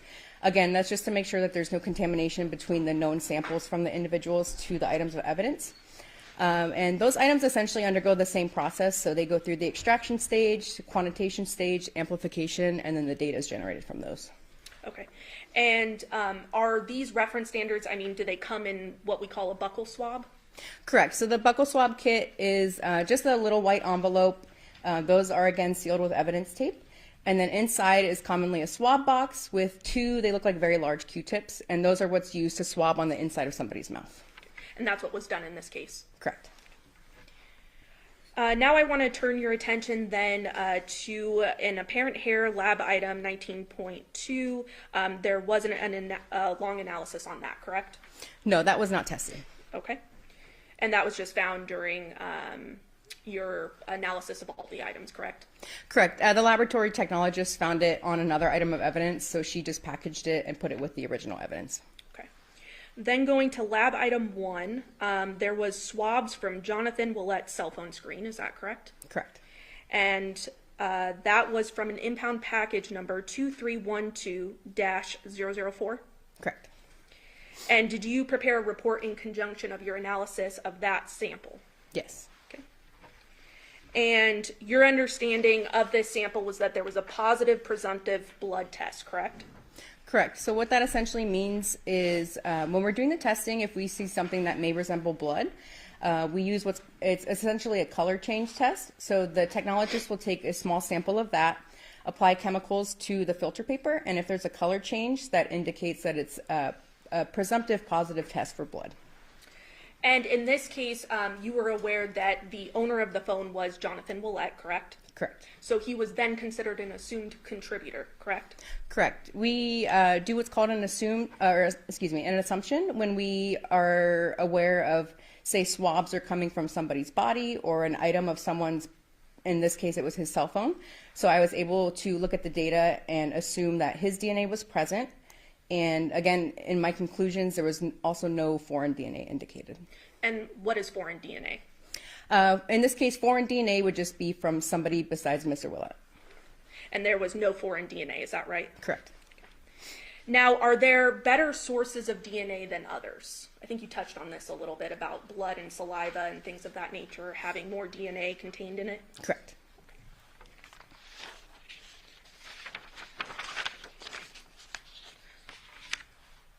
Then turning to the swab from underneath Jonathan's left-hand fingernails, that was lab item 6, correct? Correct. And that was collected under impound package number 1678-003. Yes. Walk us through the processing of that item. It was essentially the same processing. So again, it went from the extraction stage to data generation. In this case, again, since it's a swab coming from his body, I'm able to make the assumption. So assuming that he is a contributor, there was also no foreign DNA present. Okay. Now let's go to the swab from underneath Jonathan's right-hand fingernails, lab item 7, correct? Correct. That was impound package number 1678-003. Correct. Same sort of processing as the left hand. Correct. Okay. Any results from the right hand? In this case, for this sample, looking at the data, it was what we call too limited, which means that there wasn't enough data there to basically make any interpretations. And when you say not enough data, what do you mean by that? Within the laboratory, we have internal validations, which essentially show values for how much DNA we're expecting in a sample to generate a profile. So looking at this sample, because it didn't meet our thresholds, it wasn't processed further, or once it was processed, excuse me, can I start over with that one? Sure, go for it. It did meet our validation, so it was processed to the data generation phase, but then once we received the data, at that point, there weren't enough alleles present to make any further interpretations. And are you surprised by this at all? No, we commonly see that. Okay. Now, I just want to go back briefly to the swab from Johnathan Willette's cell phone screen that you conducted analysis on, that we just talked about. You recall that? Yes. Did you look at the profiles of it and compare that to the alleles? So what we do when we're looking at data is essentially we do look at all of our evidence first before we make any comparisons. So looking at the cell phone sample, it appeared to be one male contributor. And then at that point, I take that profile and I do compare it to the reference standards. So it was consistent with Johnathan Willette. And the reference standards, plural? Yes, all evidence samples are compared to all reference standards. Okay. And in this case, there were multiple, correct? Correct. Devyn Michaels and Johnathan Willette. Correct. Okay. Moving on then to the swabs of placard number A, that was lab item 2, correct? Correct. And that was contained in impound package number 1951-005, correct? Yes. How was that item processed? For this sample, there was also a positive presumptive blood test. So again, it was a color change test, and the color change was indicated. So the laboratory technologists did take that forward. And then with that sample, when I looked at the data, there was one male contributor detected. And when we're looking at our data, we also generate statistics. So our statistic is called a likelihood ratio. And essentially, what a likelihood ratio is trying to do is answer the question of how many times more likely is it to observe the DNA profile if the person is a contributor than if they are not a contributor. So in this case, I did generate a likelihood ratio for Johnathan Willette. Okay, and do you recall what that was? May I reference my report? Absolutely. Your Honor, may I approach? Yes. And with Your Honor's permission, I believe there's stipulation with defense. If I could leave these reports up here, just because there are multiple pieces of DNA that she may not have memorized. And that's completely fine. Absolutely. Okay, thank you. We're just not testifying from it. So specifically, swabs of placard number A, do you recall the likelihood there? Yes. What was it? So Devyn Michaels was excluded from the sample. And it is 223 octillion times more likely to observe this DNA profile if Johnathan Willette is a contributor than if he is not a contributor. How many zeros is that?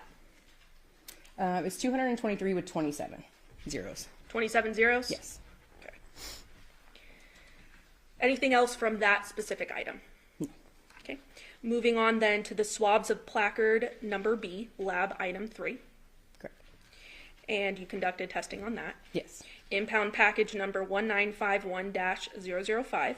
Yes. And did that item undergo the same processing as the sample from placard A? Yes. I had the same a positive presumptive blood test, and then it was also one male contributor with the same statistic as the previous sample.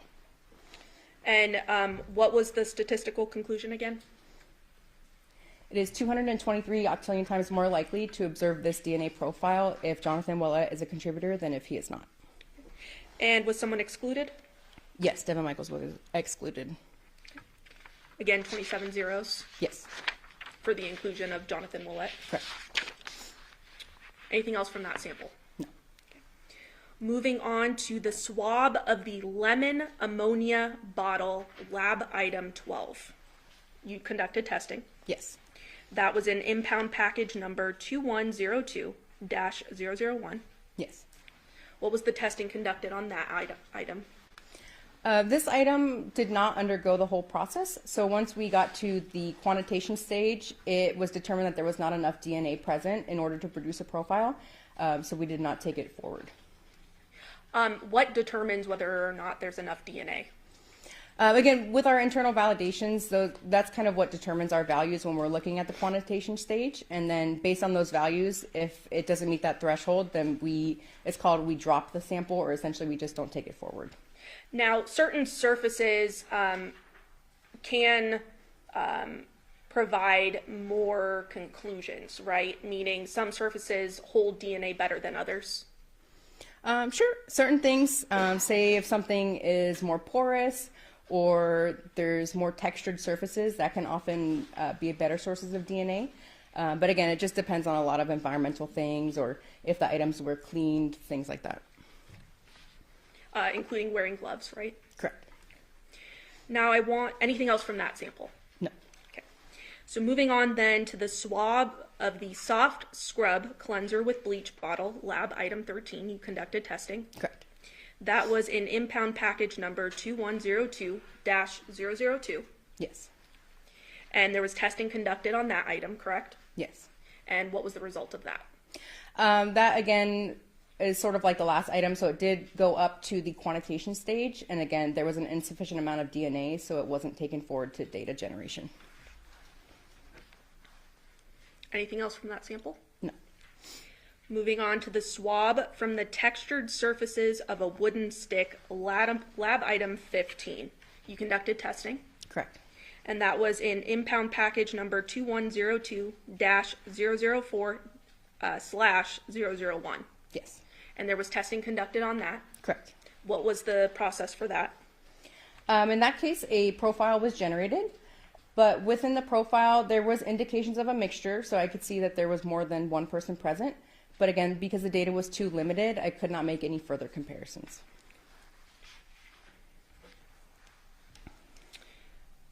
Okay, moving on to the swab from the textured surfaces of a doggy door cover, lab item 16. You conducted testing, Yes. and that was in impound package number 2102-003-001. Yes. What was the testing conducted on that item? That sample went to the quantitation stage, and at that time it was determined there was an insufficient amount of DNA, so it was dropped at that time. Again, that in-house validation you talked about earlier. Correct. Now, are you surprised by this with, trace DNA samples and things of that nature being what they are? No, it's commonly seen within the laboratory. And we kind of already went over this, but certain surfaces are easier to lift DNA from than others. Correct. Moving on to the swab from the garage door opener button, lab item 17. You conducted testing, Yes. and that was contained in impound package number 1951-006-007. Yes. What was the processing of that sample? Data was generated for that sample, and looking at it, I determined that there was 2 contributors present. At least one was male. Devyn Michaels was uninformative, so that essentially means that there wasn't statistical support for an inclusion or an exclusion. And then there was support for inclusion for Johnathan Willette. Now, looking specifically at the inclusion of Johnathan Willette, what was the statistical conclusion of that? It is 194 million times more likely to observe the DNA evidence if Johnathan Willette is a contributor than if he is not a contributor. How many zeros is that? Is that 6? 6, correct. Okay. Now, you mentioned that it was uninformative regarding Devyn Michaels, correct? Correct. But there was a statistic related to that. Correct. So we do still receive that likelihood ratio. In this case, it was 0.0108. Now, your lab, as well as yourself, conducted analysis on some bags that were impounded, correct? Correct. Now, I want to talk specifically about the swabbing of the outside and inside of the wallet, including all pocket openings, also known as lab item 18.2. Yes. Testing was done on that. Correct. Impound package number 2312-002-002. Correct. What was the testing on that sample? Data was generated for that sample. Looking at the profile, I determined it was a 4-person mixture. At least one was male. And there was actually support for inclusion for both individuals. And then since there is support for both, we do what's called a combined support for inclusion. So that means that we're ensuring that the statistic shows they can be present on the sample together. So you said both. What do you mean by both? Who? Oh, I'm sorry. For Okay. both Johnathan Willette and Devyn Michaels. So both Johnathan Willette and Devyn Michaels are included. Correct. There is support for inclusion for both individuals. And what was the statistical conclusions? Let's start with Johnathan Willette's first. His likelihood ratio was 13.6 times 10 to the 27th, which is the octillion. And how many zeros is that? 27. Okay. And how about Devyn Michaels? 766 times 10 to the 21st, which is sextillion. 21 zeros? Correct. Now, the combined statistical conclusion, what was that? It is 2.8, I'm sorry, I'm going to read this just because it's long, septendecillion, which is 10 to the 54th, times more likely to observe the DNA evidence if both Johnathan Willette and Devyn Michaels are contributors than if they are not contributors. And how many zeros is that? 54. Anything else from that item? No. Okay. Let's move over to swabbing of entire contents of wallet, also known as lab item 18.3. You did testing of that. Correct. And that was contained in impound package number 2312-002-002. Correct. What was the testing on that sample? Data was generated for that sample, but looking at the data, I determined that there was a mixture of at least 5 contributors. And our software program, we are only validated to evaluate samples with up to 4 contributors. So in this case, it's called too complex, so I could not make any further interpretations. Anything else from that sample? No. Moving on then to the swabbing of a knot of plastic bag containing wallet, also known as lab item 18.1. You conducted testing. Correct. And that was found in impound package number 2312-002-002. Yes. What was the testing of that item? Data was generated, and it was determined to be a mixture of 3 contributors with at least 1 male. Johnathan Willette was uninformative, and there was support for inclusion for Devyn Michaels.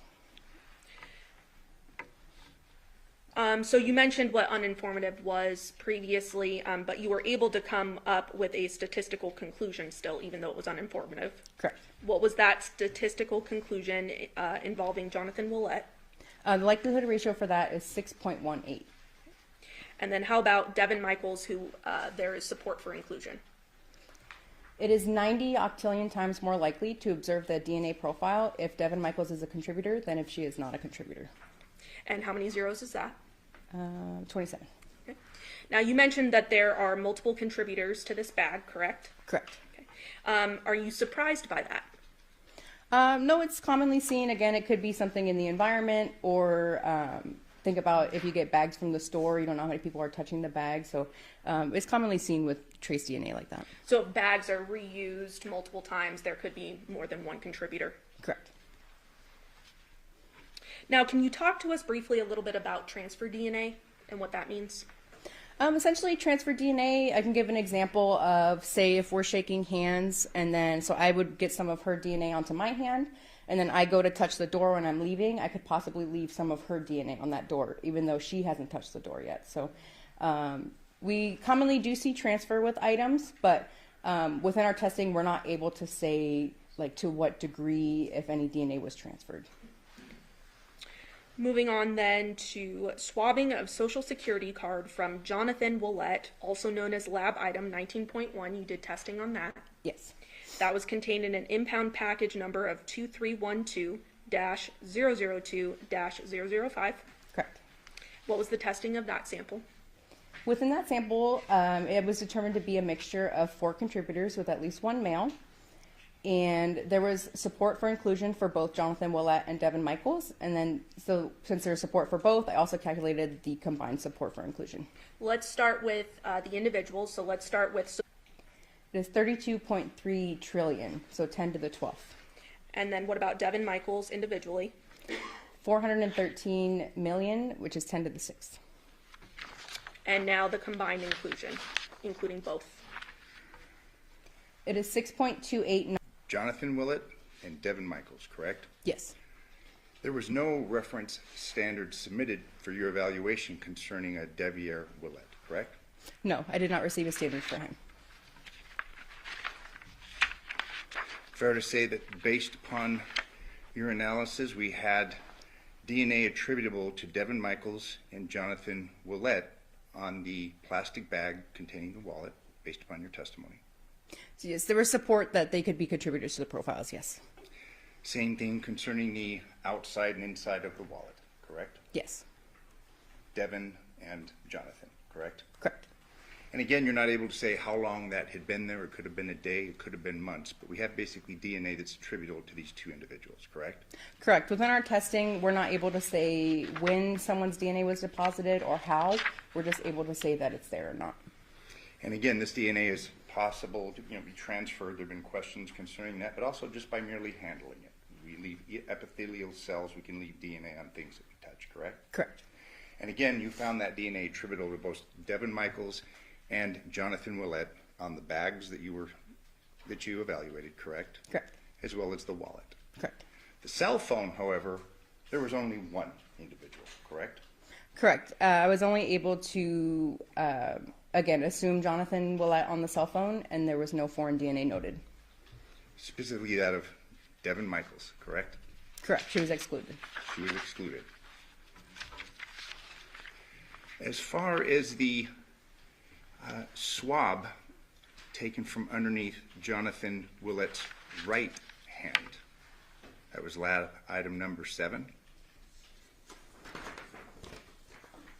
Okay. Your findings were the DNA profile obtained is consistent with at least one male contributor, correct? Correct. That would be, there could have been more male contributors, correct? Based upon the wording of this. At least one. Well, for example, for this sample, the data was too limited, so I'm not able to make any further comparisons. I was just able to see, based on certain gender markers that we have, there was data present showing that there was a male, but I wasn't able to make any further comparisons. Okay, and that would be one male in addition to Johnathan Willette, correct? No. So within the sample, I'm not comparing it to his DNA. I'm just essentially looking at the data, seeing that there is at least one male present, but the entire profile is too limited, so I'm not comparing it to Mr. Willette or Mrs. Michaels. Okay, and just so we're clear, you just had the 2 reference standards, correct? Yes. Thank you. I have no further questions.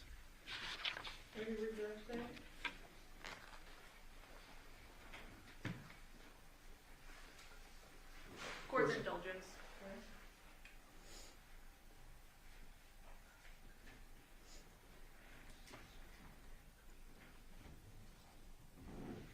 And just briefly, if something has blood on it, is it possible to subsume other sources of DNA as a result? Are you able to reword the question? Yeah, that was probably very confusing. So if there's a blood sample, is it possible that the blood being so saturated that it could subsume other sources of DNA? Well, within our testing, we're not confirming if it is blood or not. Our testing is just a presumptive test, so it gives the indication that blood may be present, but I can't, I can't confirm that it is blood present. So what we're doing is just showing, blood may be indicated, and then DNA is also there. So we're not able to say for sure this DNA is coming from the blood. And then also, I'm not sure how the cell phone was swabbed, so I wasn't the one collecting it, so I'm not too sure, how they handled that evidence.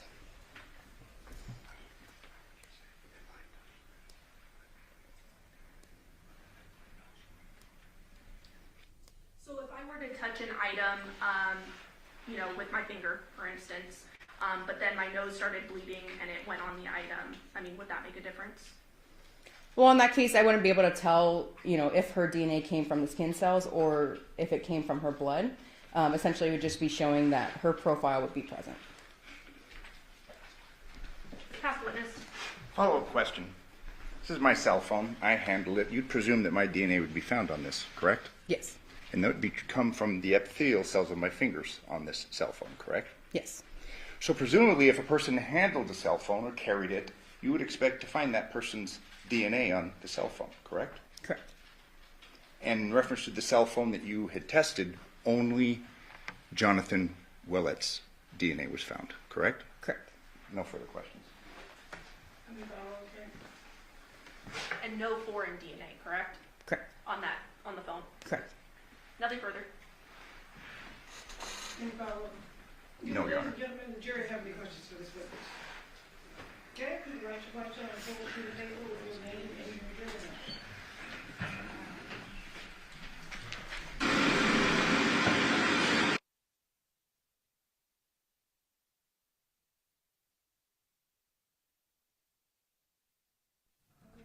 Ma'am? On the cell phone, was DNA found on the outside of the phone or just on the screen? Again, the swabs were collected by the Henderson crime scene analyst, so I'm not sure how they swabbed the phone. State, any follow-up? Your Honor, I'm sorry. Oh, There's sorry. one more question. One more question. Counsel Approach.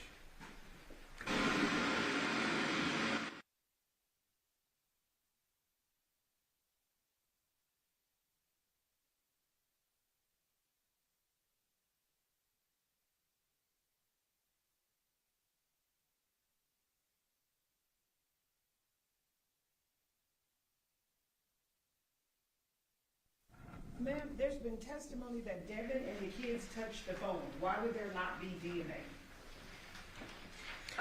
Again, there's a lot of environmental factors. So again, if someone was wearing gloves, if the item was cleaned recently, some people are what we call shedders, so they just naturally leave more DNA behind than others. So there's a lot of different factors that can play into that. State, any follow-up based on your question? Court's indulgence.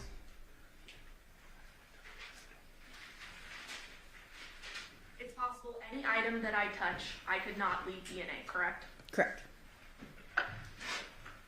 Counsel witness. Oh, depends, any follow-up based on your question? I think we have another juror question coming. There's one more coming. Okay. You want to wait until?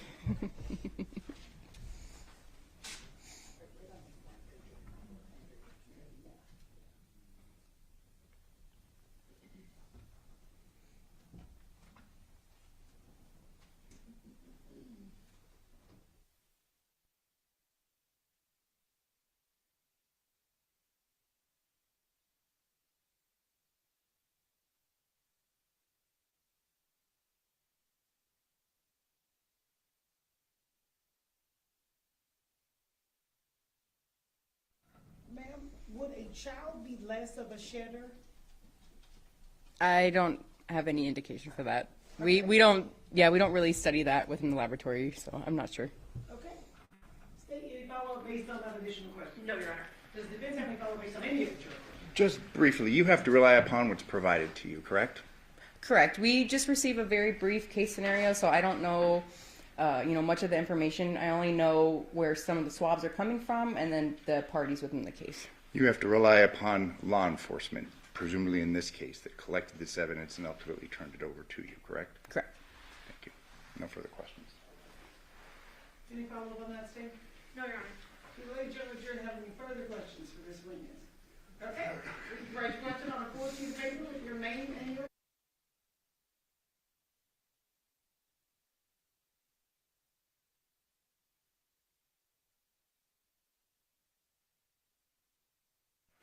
Okay, ma'am. Given the blood on the cell phone, is it more likely that that area was swabbed? Again, I'm not sure. I don't know, how much possible blood was present on the phone, so I'm not sure if that was the only area that the crime scene analyst swabbed or if they swabbed the entire phone. Does CSA document their swabbing procedures when they turn in a sample, such as the area swabbed, the number of times, things like that? I'm not too sure, especially since it's an outside jurisdiction. I'm not sure how Henderson handles their cases. I do have a couple of questions. State, you're going to go to order, Mr. Nestle. Thank you. And that brings forth a question. The samples that you had analyzed on the phone, you would testify that obviously it was Johnathan Willette's DNA, correct? Correct. You're not able to say whether that was in fact blood, are you? Correct. Again, it was just a positive presumptive test for blood. So it was an indication, not a confirmation. Okay, so it could have been epithelial cells and not blood. Correct. It could have been fluid from a blister, something like that, correct? It could be a mixture. So with the test, it is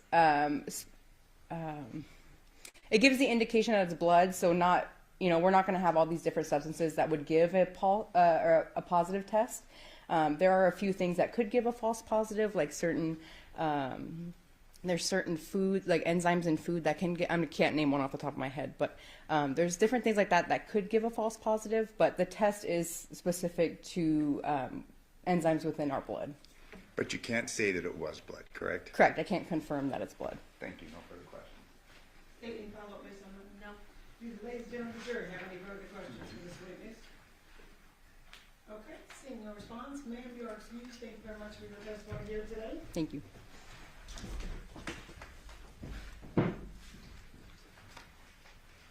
Okay, ladies and gentlemen, at this point we are going to take our night recess. During this recess, you must not discuss or communicate with anyone, including fellow jurors, in any way regarding this case or its merits, either by voice, phone, email, text, internet, or other means of communication or social media. You must not read, watch, listen to news, or media accounts or complain about the case. You must not do any research, such as consulting dictionaries, using the internet, or using reference material. You must not make an investigation, test the theory of the case, recreate any aspect of the case, or in any other way investigate or learn about the case on your own. You must not form or express any opinion regarding this case unless submitted to you. Ladies and gentlemen, we will be at recess till tomorrow at 11 a.m. All rise for the jury.